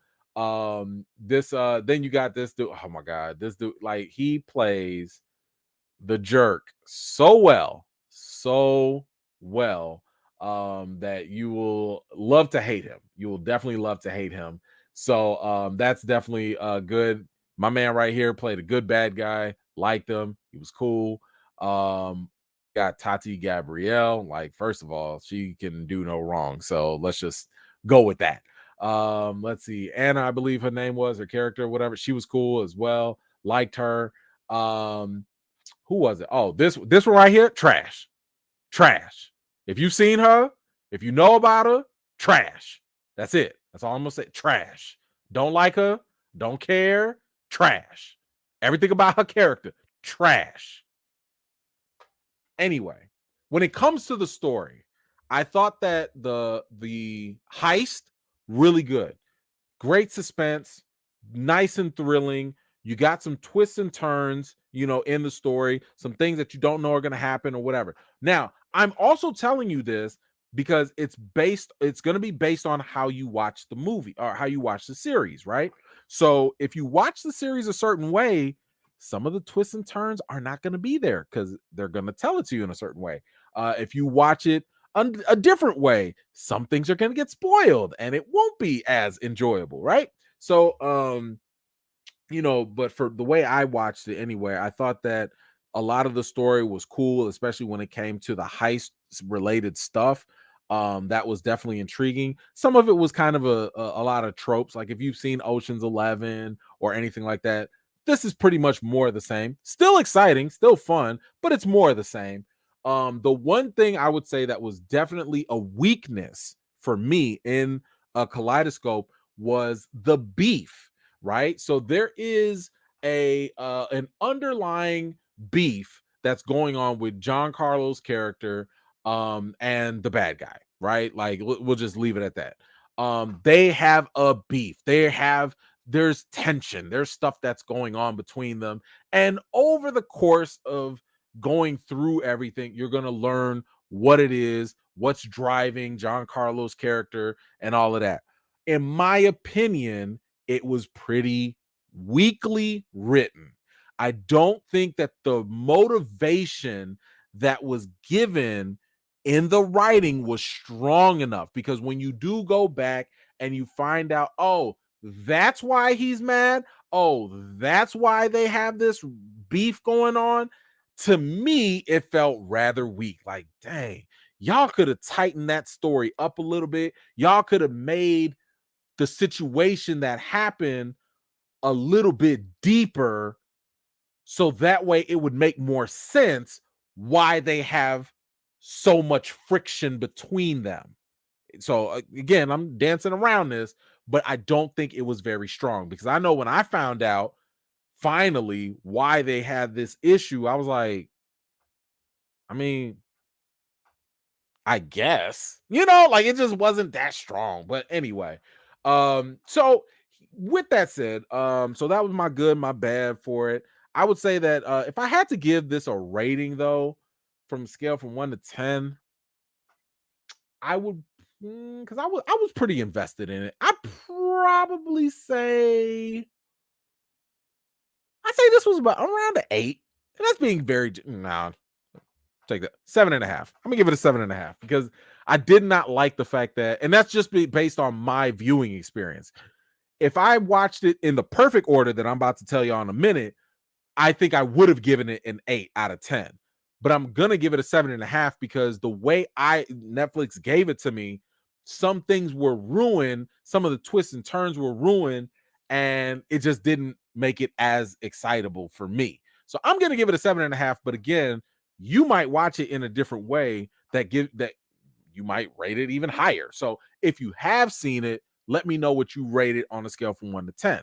While you're doing that, let me kind of go through a couple of the recommendations of the viewing order that you can go through as you go through and watch this. So one way you can do it in what I think is the correct order, is this one right here.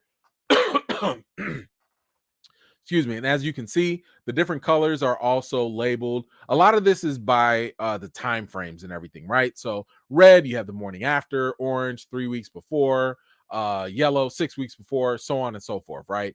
So again, the order isn't like incredibly important, but it does have some impact, to the story.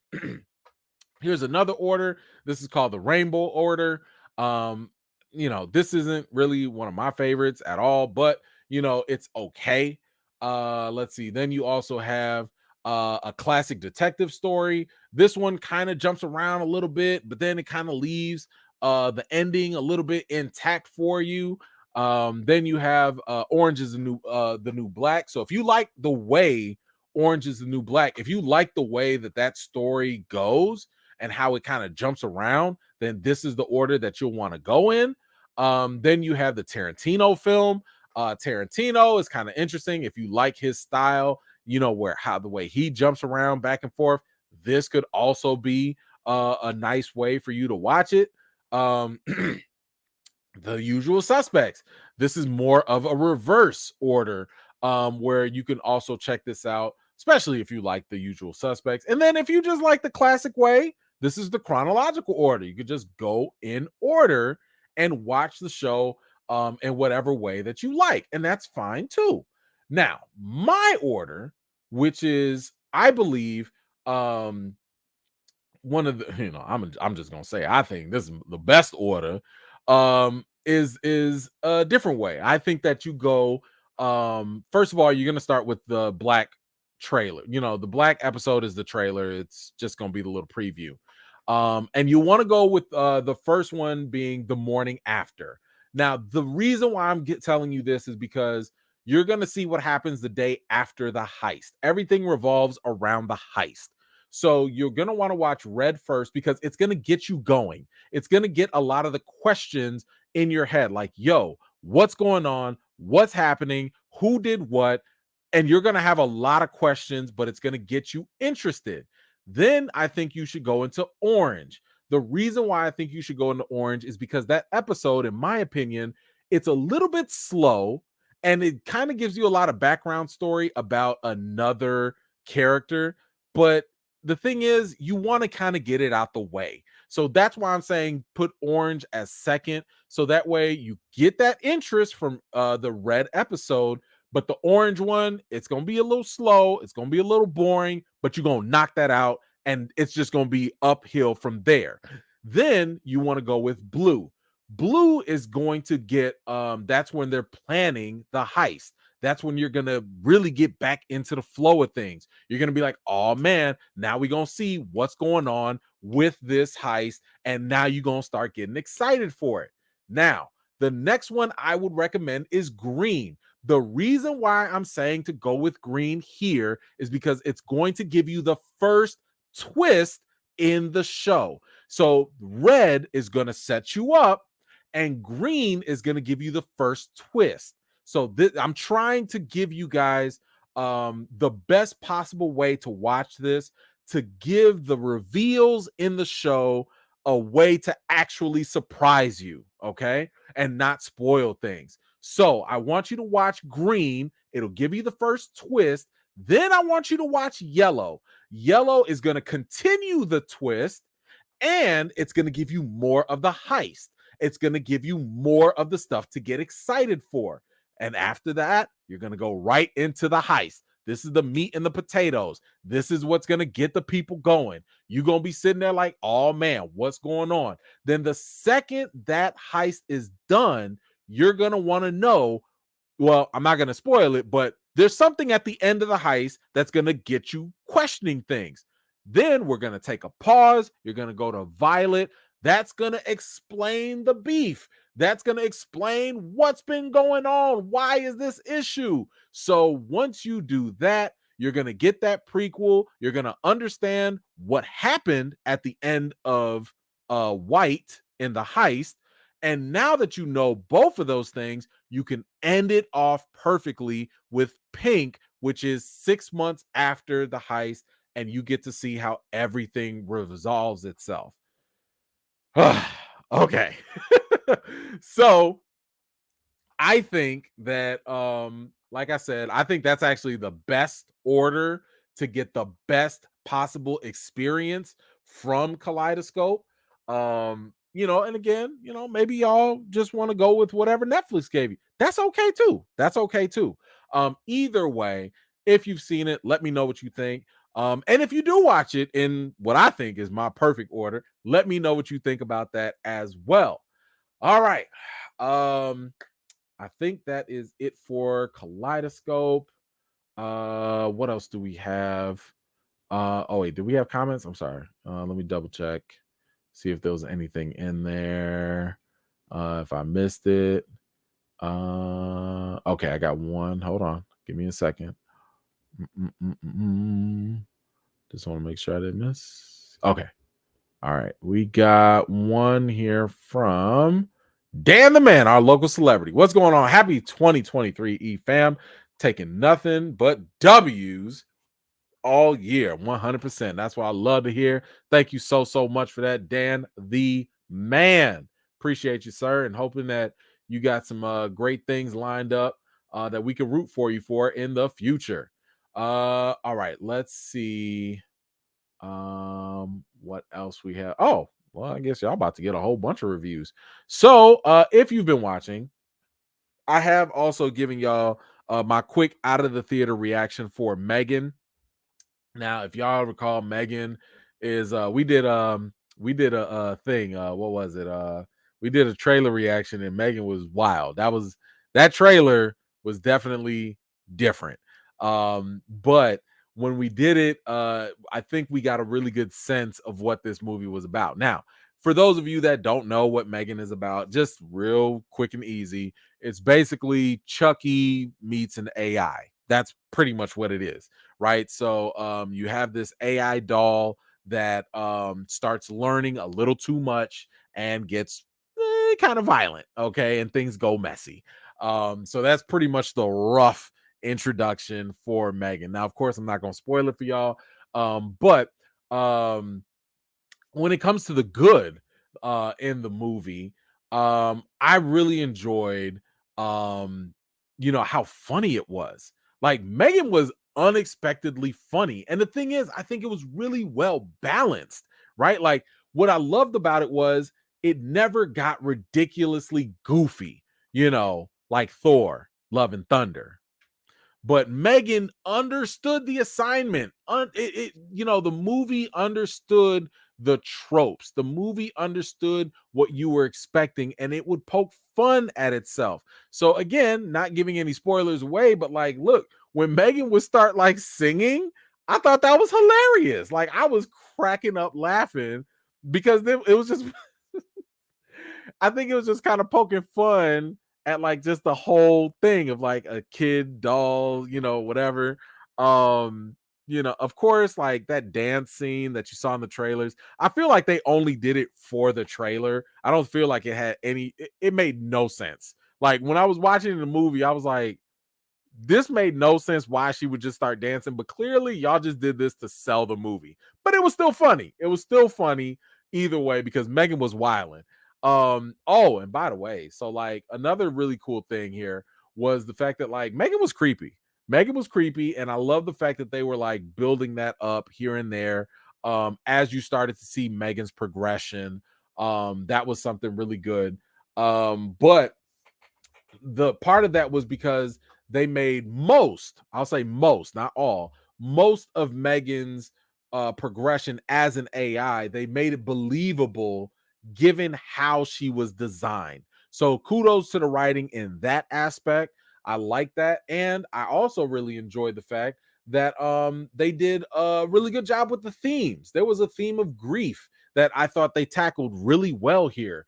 Especially when they started also going into the childhood traumas and the different psychological theories and stuff at play. I thought a lot of that worked very well, especially like the dialogue and everything. The violence in this, there's one scene that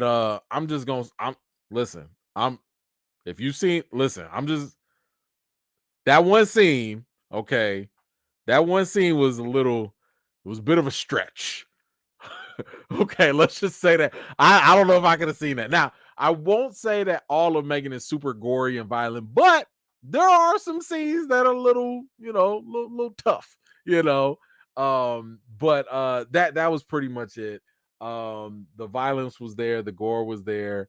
But anyway, on to the bad. I would probably say that, like, when it comes to the bad stuff with M3Gan, it was a little predictable. It was a little predictable. There were some things in there that I don't know. Early in the movie, I was like, oh, okay, this is gonna come back and this is gonna be a thing, So I definitely could call out some things. I predicted a couple things. It wasn't terrible. It wasn't ruining the movie. This is the basic movie in the first place. But you know, I still got to call it out. And I would also say that Megan's progression as, you know, like I said, her descent into evil was rushed. It was rushed a little bit. Like Megan goes from 0 to 100 way too fast. In the beginning, I'd say the first 2/3 of the movie, it was really good. If it were me, I would have liked it if they had slowed down a little bit, maybe added an extra 10 or 15 minutes and just milk it a little bit more. Because here's the thing, when you're watching this movie, everybody knows this doll is going to come alive. Everybody knows this doll is going to do really bad things. That's not a shock. What you're going in to see, you want to see how we get from this point to that point. And at first, the movie is walking there. We like, yo, we enjoying the ride. And then they just run all the way to, okay, we ain't got time. She just got to hurry up and be evil. And it's like, yo, like y'all did not have to rush it so quickly. Because now I'm sitting here thinking, I'm like, logically speaking, I don't understand how it is she went from doing this where, you know, it made sense. She's her best friend and all that. I get that. But then all of a sudden she want to do all this other crazy psycho stuff. Like it was a little bit extra. There were times, I say it like this. There were times where this woman went from like Chucky to Ultron. And I'm like, how you do that? I work in IT. How? You just walk around and you just got all the what? How? So yeah, it was just a little bit too much. I think they should have spent a little bit more time. I'm not saying like another hour or nothing, but just 10, 15 more minutes. Just progress it a little bit more. Because we all know she was gonna go crazy anyway. But anyway, that was my bad for it. As for the reason, I would say this. Megan was definitely a solid horror comedy. However, I would say it's much more comedy than it is horror. I was not sitting there feeling afraid. I was not scared. I guess if you really don't like slasher stuff, that could be scary for you. But Megan is not about to give anybody any nightmares. But I do think that if you watch it in a crowd of people, you will definitely have a better time because of all the funny jokes and stuff that happen. Like I said, I don't think that it got slapstick goofy funny, but it does kind of make fun of the genre in a sense without breaking character, so to speak. So if you definitely, best thing is this. If you enjoyed the trailer, then you're going to like the movie. The trailer gives probably the best and most accurate feel and vibe for what you're going to get in the movie. So I definitely think that was on point, and I definitely appreciated what they did with it. When it comes to the rating for Megan, I would probably have to give it, I would give it a 7.5 out of 10. I had a very good time with it. I enjoyed it. It's definitely not perfect.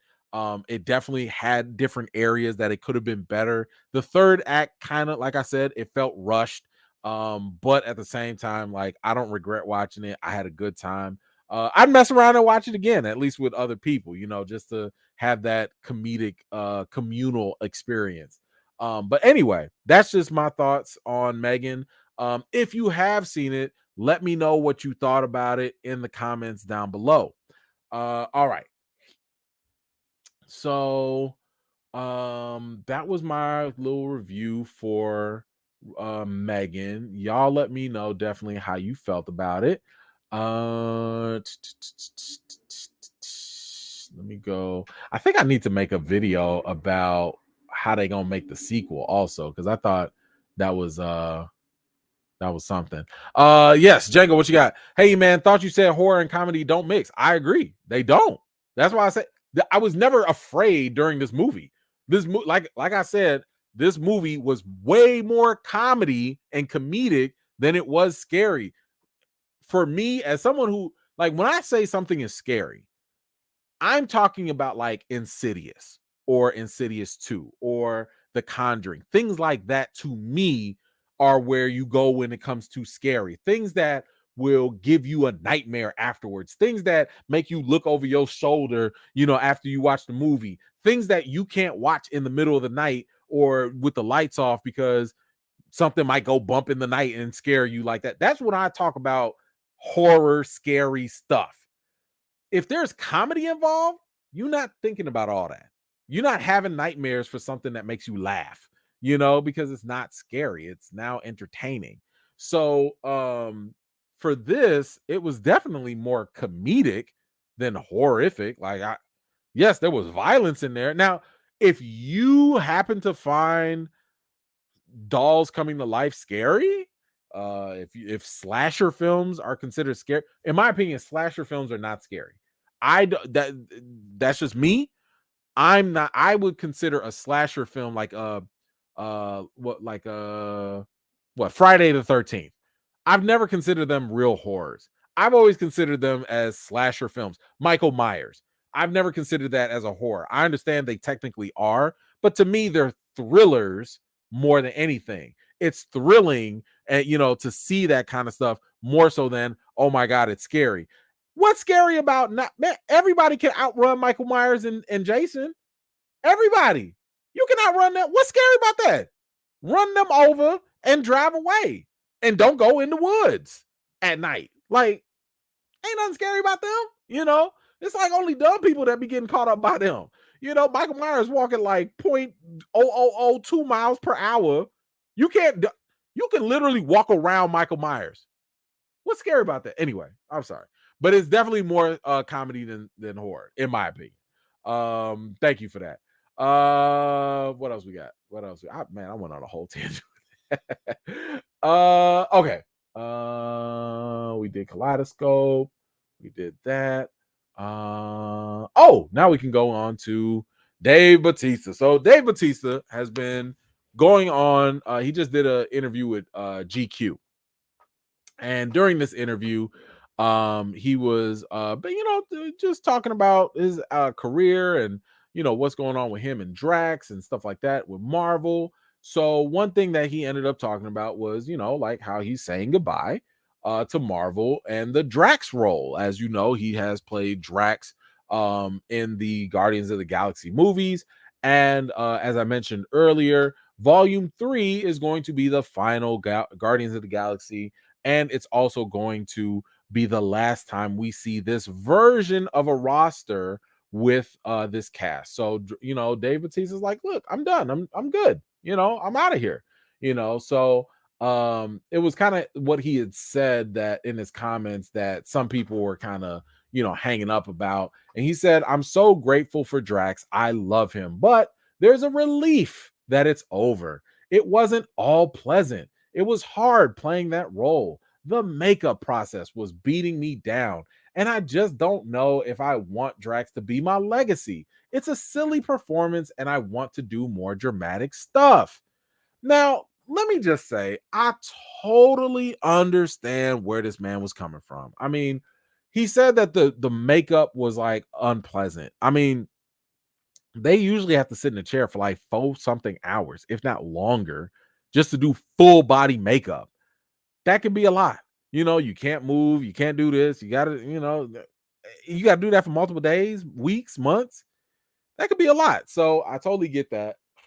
And the fact that he said, like, I don't want Drax to be my legacy. I get that too. Drax ain't that deep of a character, and I would argue, now he won't say this. But I will. I did not like the direction that they took Drax's character. Now, we still have not gotten to Volume 3, so we don't know where they're going to go with it. But in my opinion, I never cared for how James Gunn made his character sillier.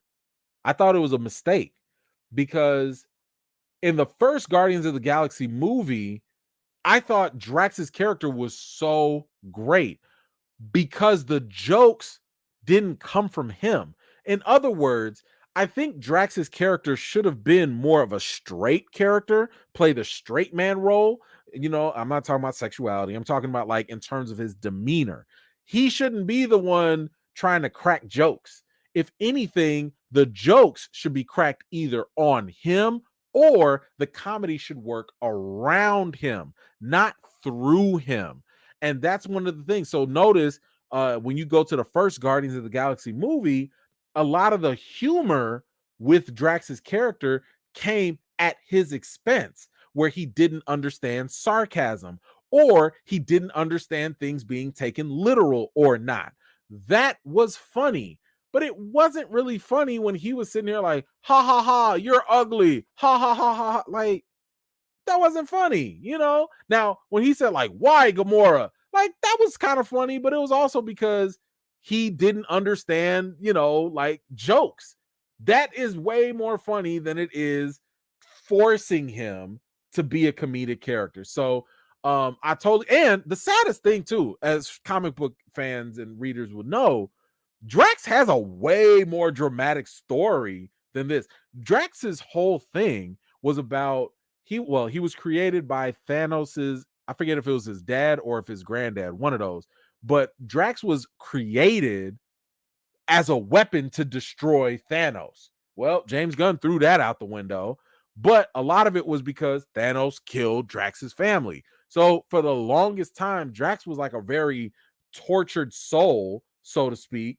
And that's a lot of dramatic stuff with his character that was just like lost. We got a taste of it in Infinity War, you know, when he saw Thanos and he was like, yo, it's on sight, you know, but outside of that, we didn't really get the Drax that's like, oh man, I miss my family. Yo, I'm broken without my family. Yo, I'm full of anger. And we got that through Thor, but we could have gotten that through Drax in a slightly different way. So I totally understand when he says it was a silly performance. It was because that's the way James Gunn wrote the character, you know. And for some people, I get it. Maybe it worked, but for me, I think that was a missed opportunity because Drax's backstory is actually a lot better and more dramatic. And Dave Bautista, if y'all haven't noticed, my man has been getting a lot better as an actor. So a lot of people have been talking about, like, you know, he's the best wrestling, you know, actor or whatever. And honestly, he is. And that's no shade. That's no shade to him. That's it's no shade to The Rock, because I know people gonna think about that. And yes, he actually commented directly about The Rock here. He said, I never wanted to be the next Dwayne Johnson. I just want to be a good effing actor, you know. He actually goes on to say, a respected actor. Now, I'm not going to say that this was a direct shot at The Rock. I don't know if there's beef between him and The Rock. Maybe there is, maybe there isn't. I'm going to assume that he just meant what he said, as in, I just want to be respected as an actor. I don't think he's adding extra shade saying The Rock is not respected. I mean, The Rock is like one of the number one, you know, movie stars out there. Now, his acting ability, that's a whole nother conversation. That's a whole nother debate. But Bautista has been doing the thing. I mean, my man was in Dune. He was in Blade Runner. He was in Glass Onion. And he's taking different roles. The moment I heard him say he wanted to take acting classes and he actually was like really perfecting his craft, he's been doing it. He's been doing a very good job at it, at that. You know, the only other person I've heard say something like that was John Cena.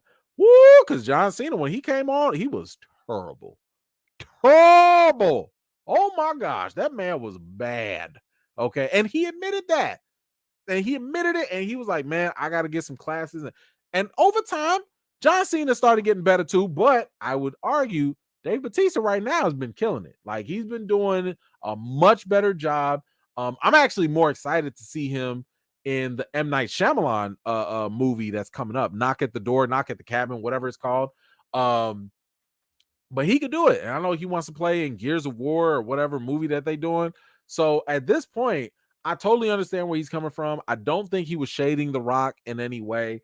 But yeah, I'm here for it, because I think this man is like doing his thing. He understands the craft, he respects the craft, and he's putting in the work as well. And that really matters, But anyway, y'all let me know, how do you feel about John Bautista's comments? And are you looking forward to his other roles that are coming up? Let me know your thoughts in the comments down below. All right, let's get we got that. We did that. Well, speaking about The Rock, we got a transition. All right, as the world turns, it wouldn't be another day if we didn't have some more drama coming out about the details behind Black Adam and this disappointing return. Let's just say that the disappointing return from Black Adam. So there was this big article that came out from Variety, right? And the whole point of this article was about some secret meetings and some things that were happening behind the scenes, and how the execs felt about it. Now, I'm going to go through some of the parts of the article. We'll talk about it. But I will say that there were some parts that James Gunn has come out and specifically, debunked. It was like, not true, but we'll get to that. So let's kind of get into this and see kind of like how the fall of Black Adam kind of like happened here. But let's see. Okay, so first off, the article kicks off and says that James Gunn and Safran continue to sift through the rubble and will soon reveal their 3-year interconnected vision for the cinematic universe, which won't include Cavill, Superman, or Wonder Woman at all. Now, that part is what James Gunn debunked. He said that was fake. He said that that's not true. Now, I think that people need to be careful in reading into what he said, because he didn't say that, like, all right, Gal Gadot is back. He did say she wasn't booted, but he didn't say that that she was going to return either. He didn't say either one of those things. He'd be kind of coy with his words too, so you have to kind of read into it a little bit. But so in other words, this basically said it won't include Cavill Superman, which we clearly know is true. And it also said, or Wonder Woman at all. And he said that's false. He said that's not true, which means there will be a Wonder Woman in James Gunn's universe. Is it Gal Gadot? We don't know, but there will be a Wonder Woman. And I'm assuming if he really read all of this, it will also be within the 3 years potentially. But either way, we're still going to have Wonder Woman. So that's all we know with that. Now, as for Black Adam and what's going on behind the scenes, a different group made a play for control of DC. Not long after the Warner Brothers Discovery merger closed in April, The Rock directly pitched to David Zaslav on a multi-year plan for Black Adam and a Cavill-led Superman, in which the two properties would interweave, setting up a Superman versus Black Adam showdown, sources say. Black Adam producers Hiram Garcia, who's The Rock's former brother-in-law, and Beau Flynn were also part of the brain trust looking to take DC down a new path. Other sources confirmed the meeting, but downplayed any discussion of Black Adam's future. So basically, The Rock really had in his mind that, and he went straight to the top. Okay, now this again, let's keep the timing in mind. This is before James Gunn and Safran came in the picture. This is before they even got a job. So this was still the Wild Wild West with DC and Warner Brothers. They didn't have their separate division. Like everybody was doing their own thing. Yo, Matt Reeves was doing his own thing. Yo, Joker was doing his own thing. There was a whole bunch of different avenues happening, and nobody knew what was what.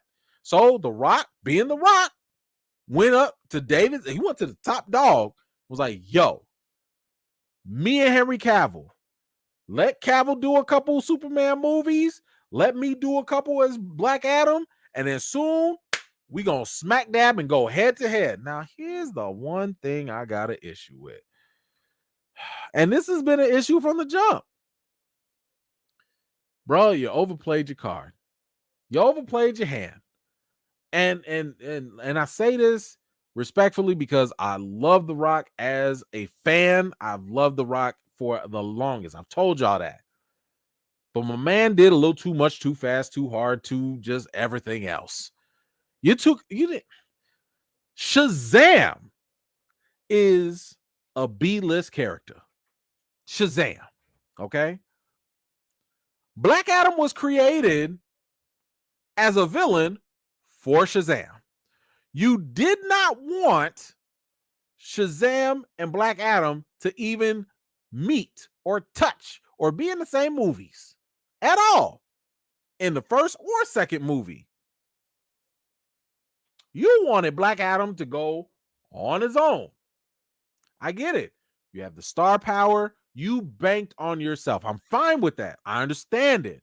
However, Shazam is a B-list character. What you think Black Adam is? Black Adam is a C-list character. You had a much steeper hill to climb as Black Adam. No name recognition at all. Nothing. No cachet. No credibility, even with comic book fans. The deepest comic book fans know Black Adam, and that's fine. But they don't be checking for him like that. Not like that. Now, let me kind of give a little, play a little, I'm gonna be on the Rock side a little bit here. There was a point in time before 2008, nobody was checking for Iron Man. Nobody. I'm also talking to you comic fans. We wasn't looking for Iron Man. Iron Man was not it. We was looking for Spider-Man. We was looking for Wolverine, all the X-Men, the Hulk. We was looking for all of that. We wasn't even looking for Captain America. We was not. There was a time Iron Man was a B-list character, and he almost went to C-list. Almost. But Robert Downey came through, and he made him a household name. Now, Iron Man is in the same breath as Batman, Superman because of Robert Downey Jr. I get that. But you can't say that for a lot of other characters. And I understand The Rock. Okay, you the number one guy, but you wasn't about to get that Tony Stark effect like that. Not that quick. Not that easy.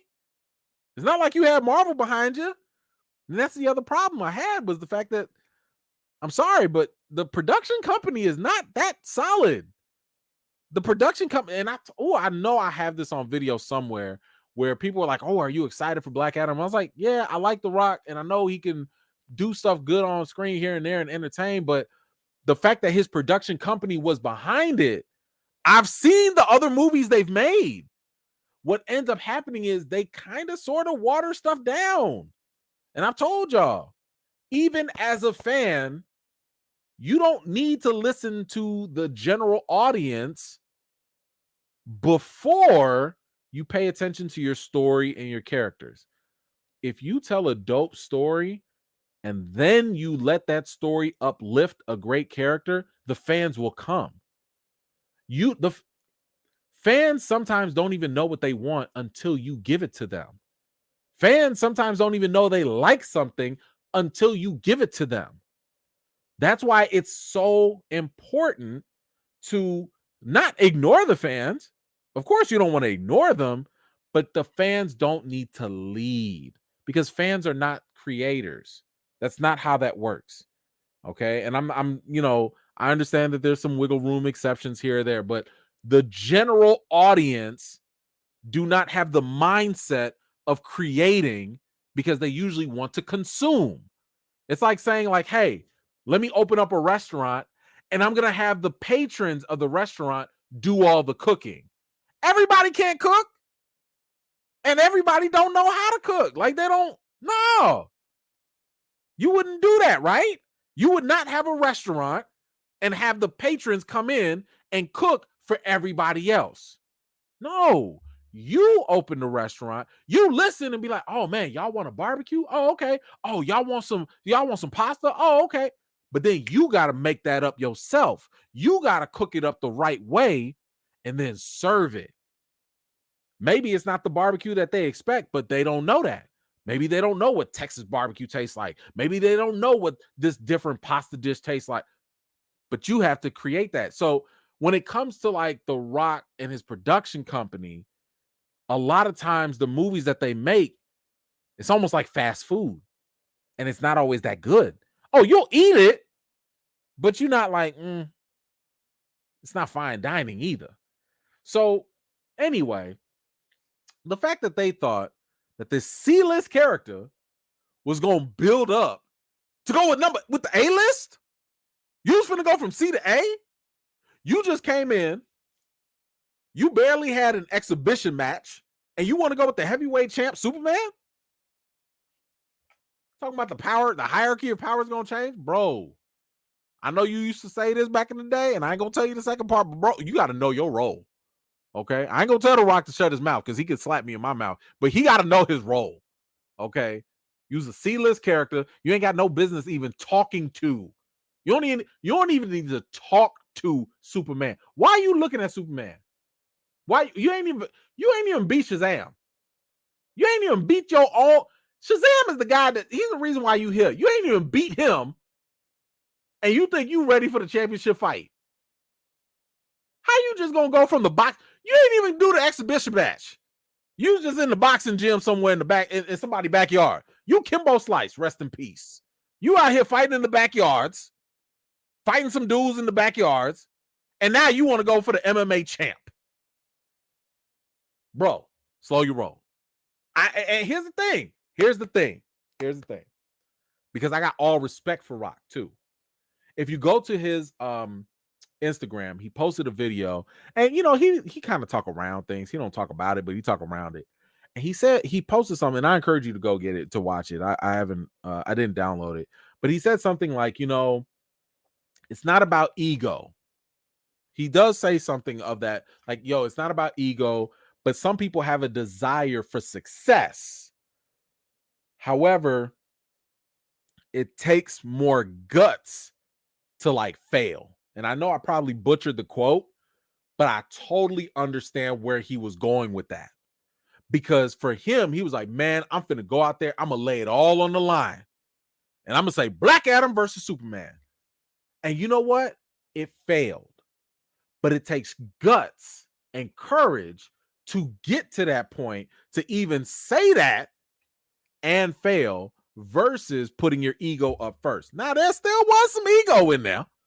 There still was some ego because, in my opinion, he still could have built up to that whole Superman Black Adam thing if he just decreased the ego and go into the Shazam movie.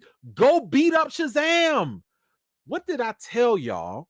What did I tell y'all about how you establish other characters? This was the critique I had with in Black Panther, how they kept beating up M'Baku just to beef up Namor and Shuri. If Black Adam is a real problem, have him go beat up the Shazam family. When he goes and beats up the Shazam family, now you establish him as a legitimate threat. Then you can go ahead, do an origin story, show how he is, whatever. And then because he beat up the Shazam family, because now we got his background story, now it makes more sense for Superman to step up because you already paid your dues. You can't just skip the line like that. That story did not progress well. So yes, I'm here for Rock, putting his best foot forward and really trying to do the most with what he got because he believed in this and he really wanted this. And I respect that. But bro, you can't jump the line. You can't do that. You should have waxed Shazam first. You should have mollywopped and washed him first. Then you can go for the big dog Superman. Anyway, what else there was some more. Dang, there was some more. I forgot there was more in this whole story. What else he said? Let's see. Although the move took place amid a power vacuum created as former DC head writer Walter Hamada and Warner Brothers film chief Toby Emmerich prepared to exit, It ruffled feathers internally, sources said, add. Dwayne went around everyone, which didn't sit well. Now, I told y'all about that before. That right there, it's not good business. Because when you go around one set of bosses, who's to say you won't do it again? I mean, think about it. I told y'all that it definitely was the Wild Wild West, right? In DC during that time. This is before they had a real structure.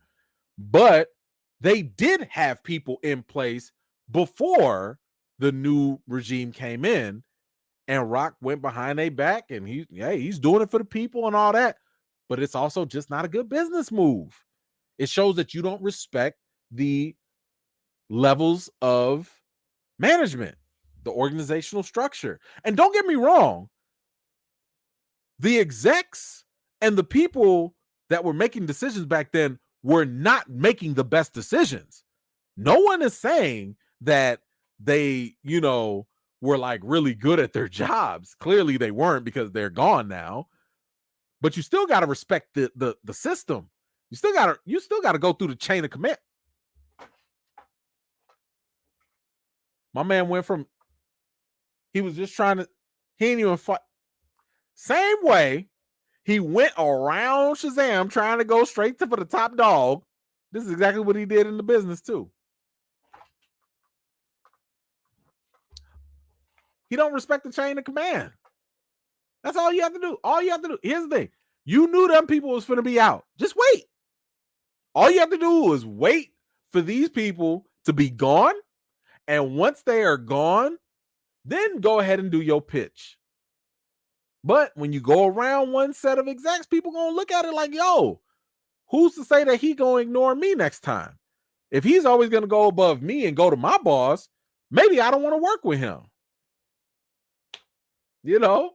So, who said this? Pierre, why you say this? Come on, man. Come on, bro. No, he ain't no James Cameron. Ain't no James Camerons. There's only one James Cameron right here. Rock ain't walking in talking about here go Billy. He ain't doing that. Rock ain't got no Billy Fulfill movies on his back. He's strong, but he ain't got billions of dollars on his back. Please. Come on, man. Don't say that. He definitely ain't on that. Now there's some more juicy stuff here. Let's get into it. The actor also insisted on a tequila bar at the New York premiere of Black Adam featuring his Terramana brand, despite the film being rated PG-13. They go on to say his demands increased and the returns just weren't there.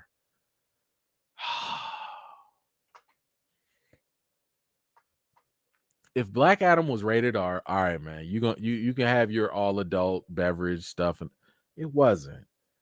Black Adam, it's a premiere, it's PG-13, it's for the kids as well, bro. But here's the thing: you got a whole other energy drink. What is it called? Zow's? I forget what it's called. You got a whole nother brand. You got all this other stuff. I ain't telling you to stop the hustle now. I'm not telling you to do that, but you wanted to open up a bar? If this is true, if it's true, all I'm saying is, why didn't you get the energy drink? You got a whole nother energy drink. Why didn't you promote that? I don't know. But okay, let's get to the last bit of juicy here stuff. Johnson found himself in a catch-22 with Black Adam. You can't have a more modest budget when this level of talent is involved. Budgets are commensurate with the talent involved. Something with a lower budget like Shazam is dubbed a hit because hits are based more on profitability. Oh my God, thank you. This is exactly what I've been saying. This is the point that I've been trying to get people to understand when it comes to, because some people are under the impression, well, if a movie makes money, then that's a success. No, it's not. It's relative. Okay. Making money is part of the equation. It's not the main equation. Now, even when they sit here and talk about profitability, I don't think it only means a movie making a profit. It also means the amount of money that is expected to profit as well. So when they talk about Shazam, I forget how much Shazam made. I think Shazam only made like a couple, $300 million or something like that. What? Let me see. Let me see. What was Shazam's box office? Okay, so Shazam made $366 million box office wise. Okay, however, Shazam also had a budget of only $100 million something dollars. Well, they did 3.5 times more of the money. They did 3 times more.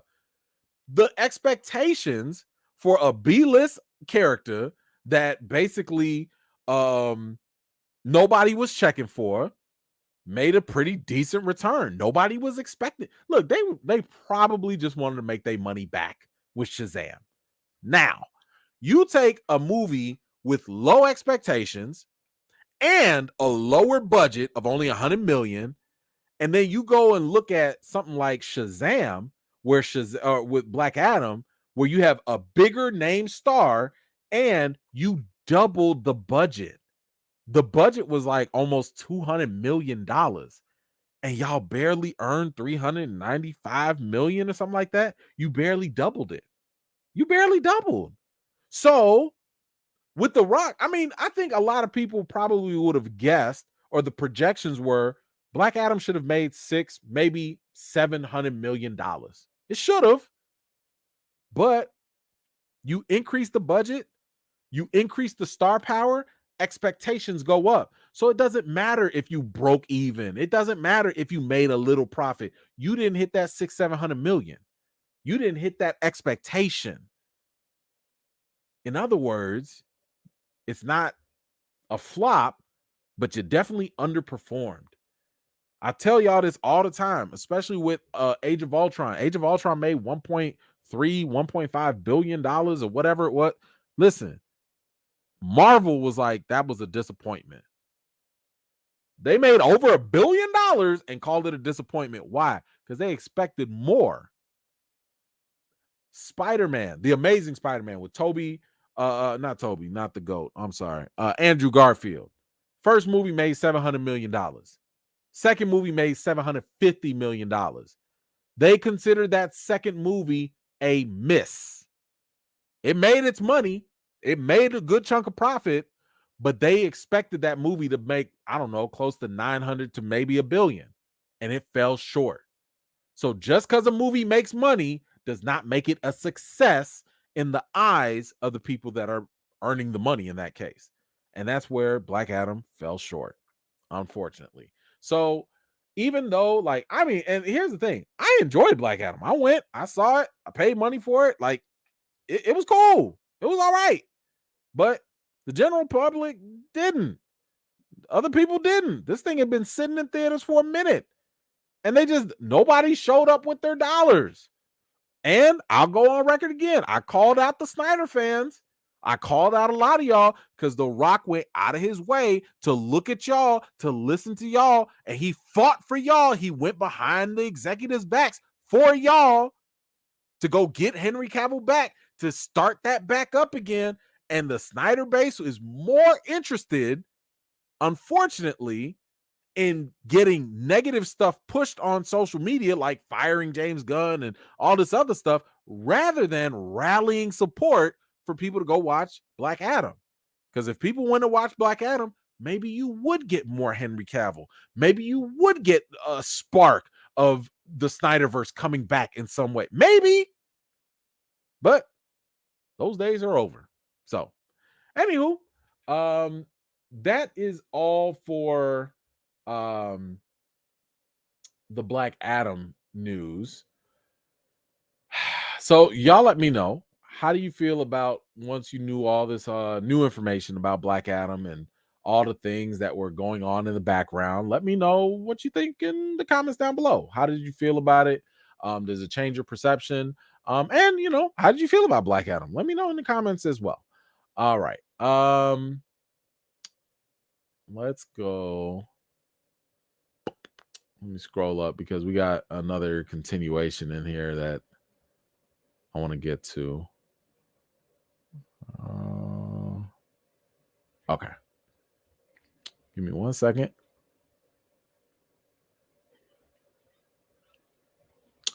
All right, Mr. Bo, back at it. If Anthony Mackie was in Black Adam, it would have made $1 billion.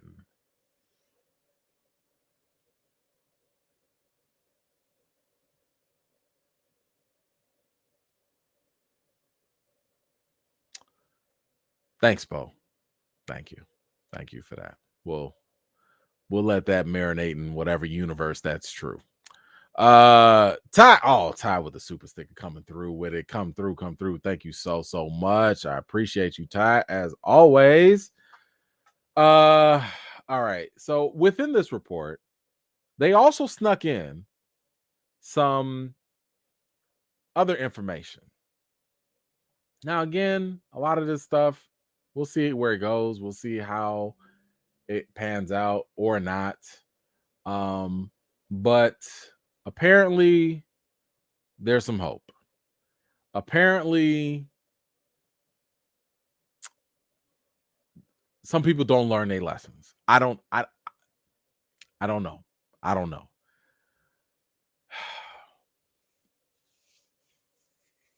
In this report from Variety, they also decided to talk about The Flash. And they talked about basically how the feeling of some of the executives that are currently there, you know, and they wanted to understand. They were kind of giving a sense of what was going on with Ezra Miller and the Flash. So let's kind of go back to what they ended up saying.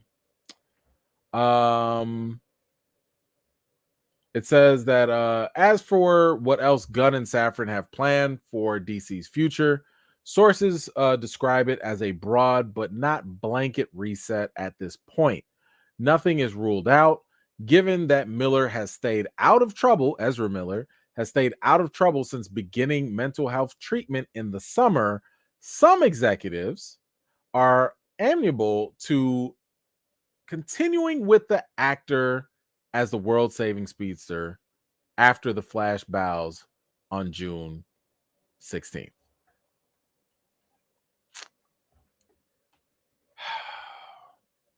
So, in other words, there's a possibility that Ezra Miller can come back because, according to these sources or whatever, because Ezra hasn't been arrested again, choked out another woman, got into another fight, trespassed, done international terrorism, had more accusations of grooming minors, starting a cult, endangering young children, and other stuff.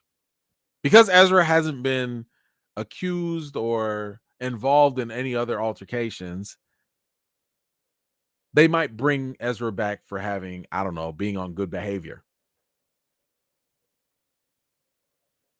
Now, if you are unfamiliar with the plethora, the long, troubled history of Ezra Miller as the Flash, I encourage you to go back on my channel.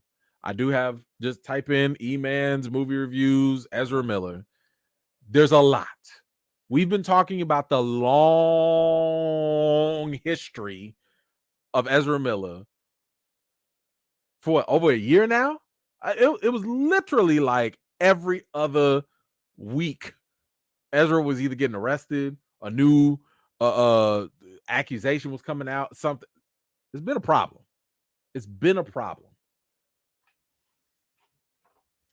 I was already saying that, like, I don't understand. First of all, I've told y'all, when Ezra came out and gave their little apology or whatever.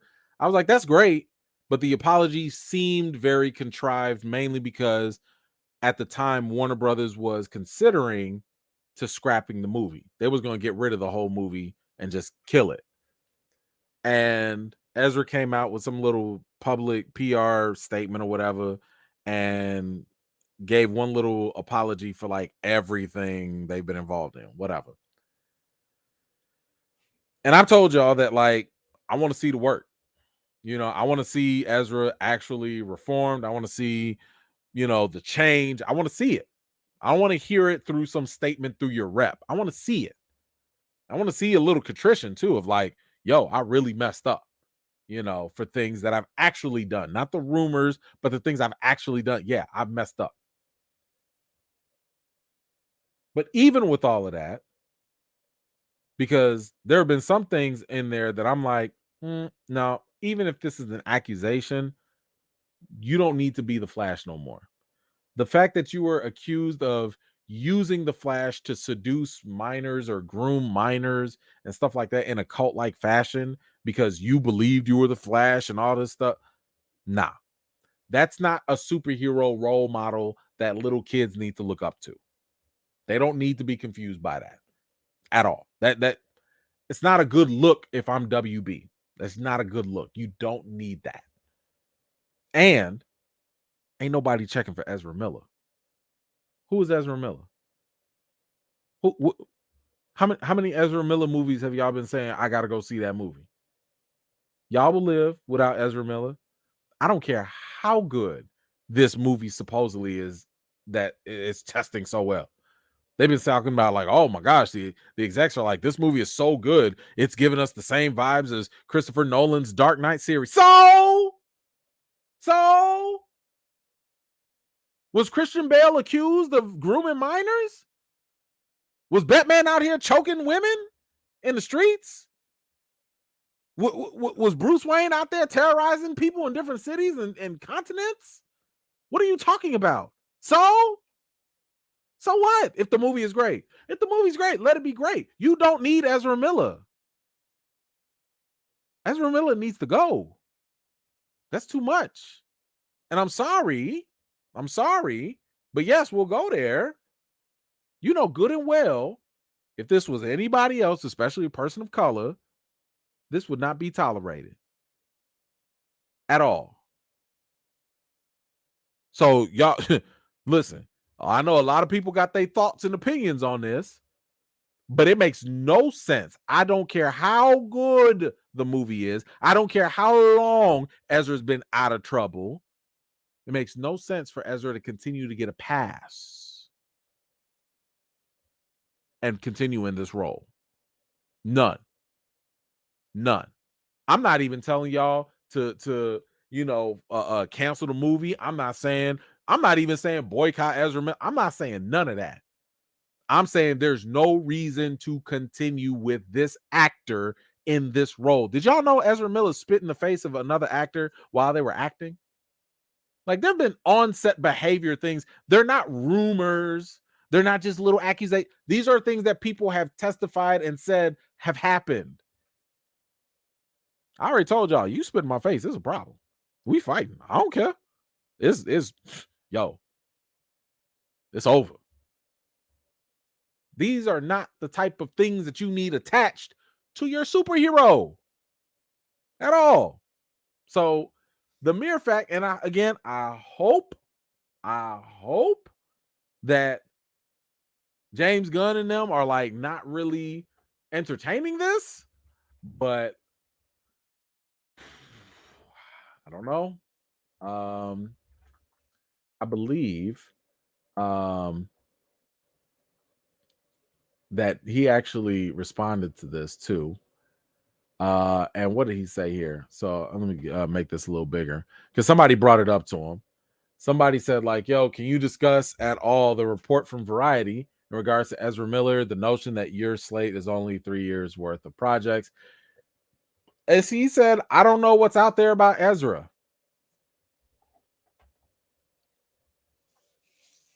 All right. Mr. Gunn. Now, I have defended you for a long time. All I've been saying is like, yo, let James cook. Let this man cook. Let him do what he's doing. And then we could judge from there.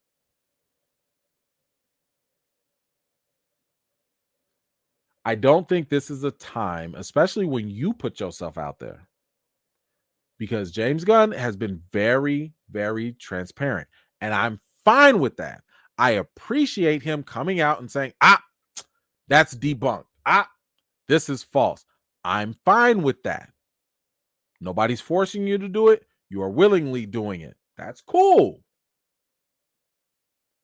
But given how troubled and problematic Ezra Miller's situation is, either you be quiet, as WB has been for a long time, or I'm going to need you to not come in here and play the ignorance card.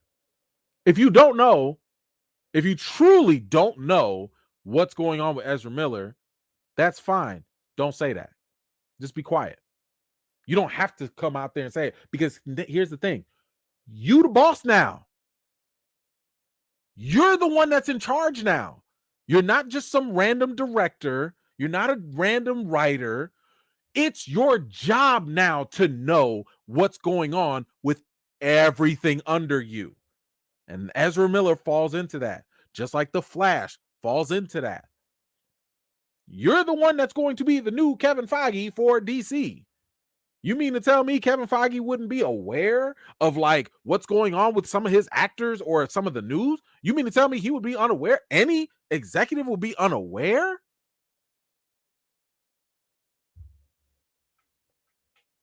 You don't have to answer. That's okay.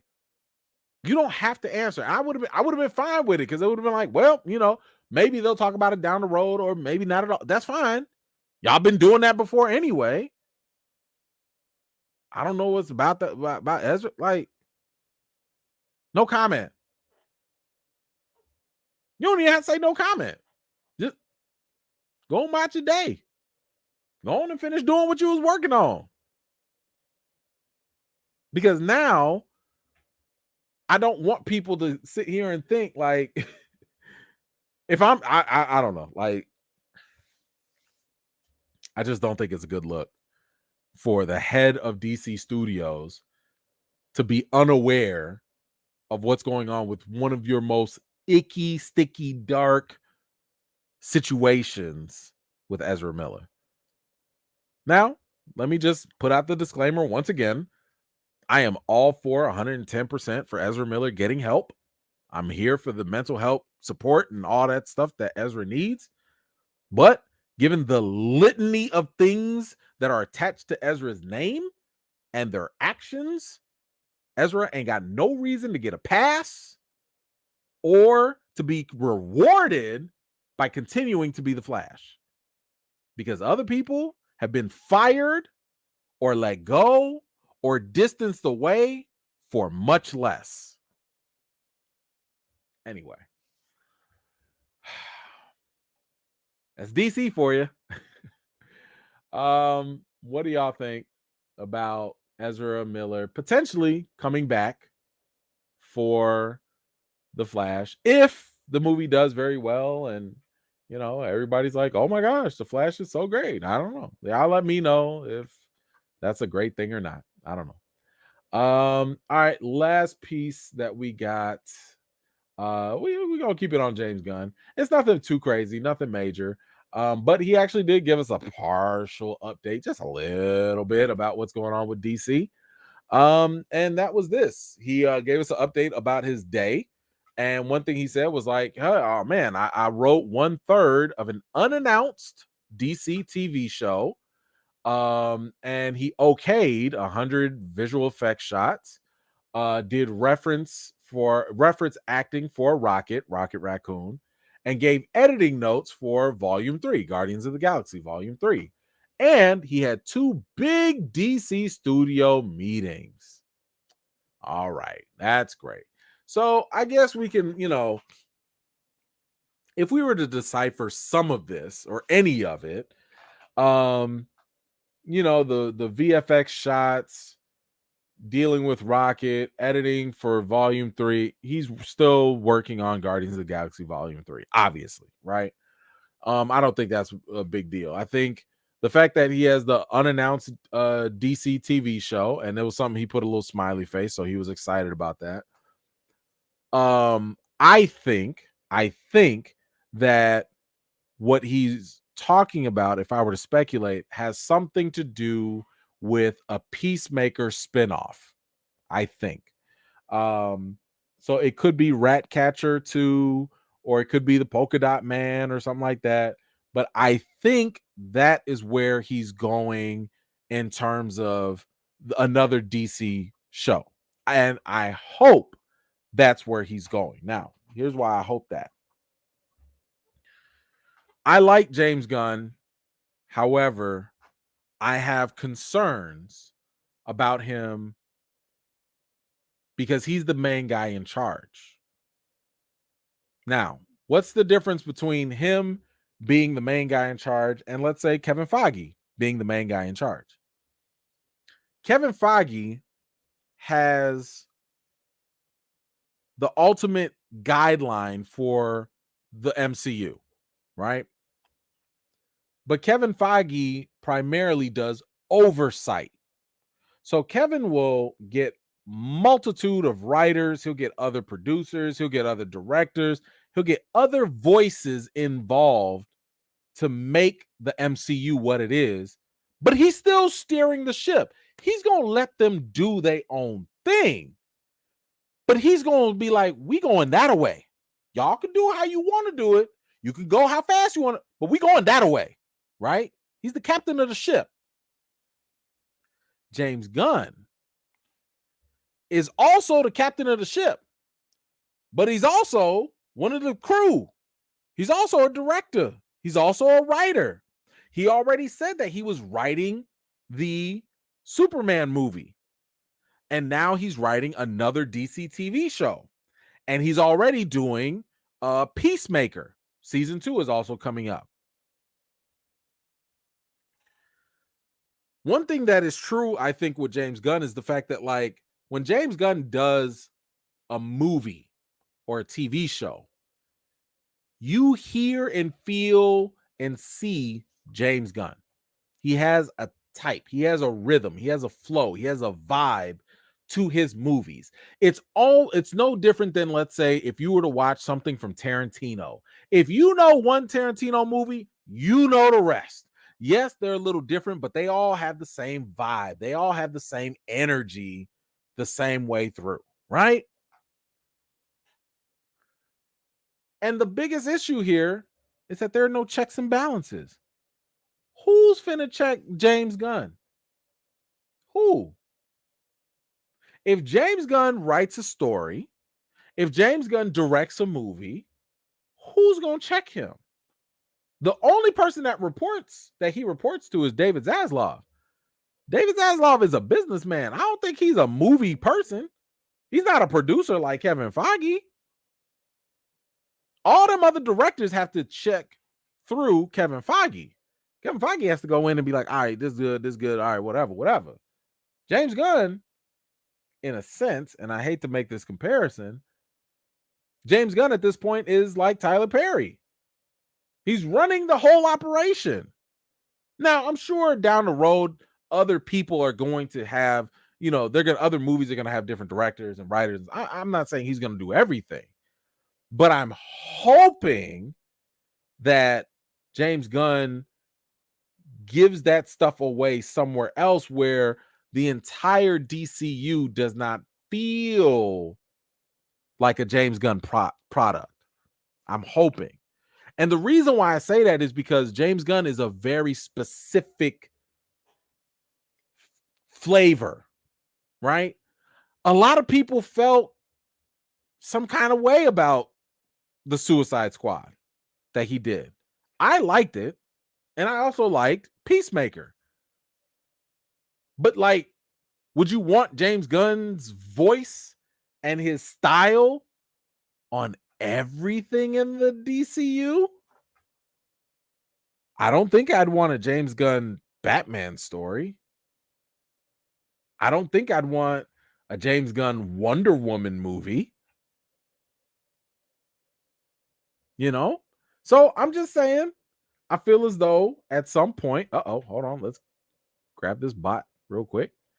I just feel as though at some point they're gonna need some checks and balances. I kind of wish that he will divert more stuff to other people, and we don't know anything. I'm speculating right now, but I do hope that that is not the case where he goes completely unchecked. And in other words, I hope that we don't get a whole bunch of Thor Love and Thunder, Taika Waititi type stuff, you know, but we'll see. And I think for me, the unannounced DC TV show might be Ratcatcher, I think. But it could be something else too. I don't know if y'all got better guesses. But he also mentioned that he had 2 big DC studio meetings, which at the end of the day is something that he said was also going to happen and we've been waiting for. And the great thing about that is it finally means that now Zaslav probably has an idea of like what that 10-year plan is. And according to James Gunn, he's going to let us know part of the 10-year plan, I believe, during this month in January. So, when that happens, we're going to have to be ready for it. I'm wondering if maybe we got to do a live show that day or maybe wait till Friday. I don't know.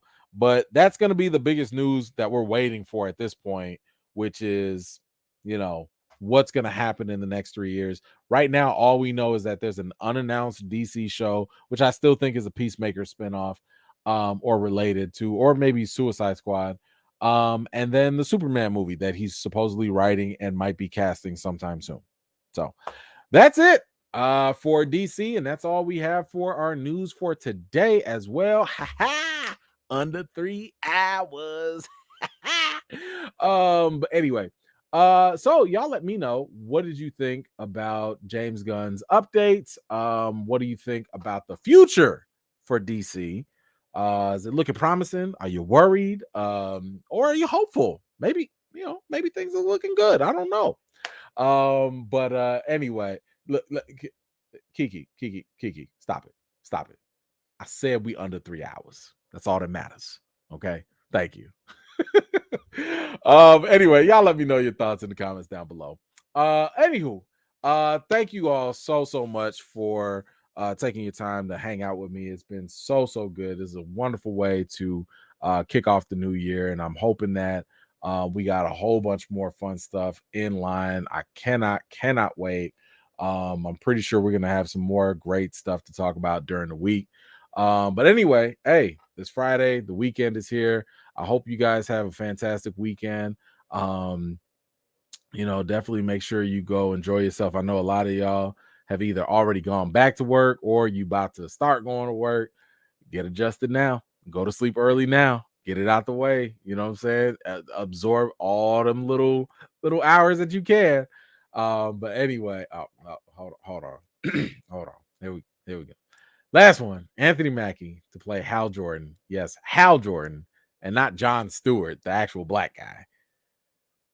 I don't know what multiverse Bo is living in, but it's got to be entertaining. It's got to be. Thank you for that. Appreciate you. Anyway, y'all know the routine. Wash your hands, wash your butts. Don't be nasty out there. And enjoy your weekend. I will see you guys next week. All right. Peace.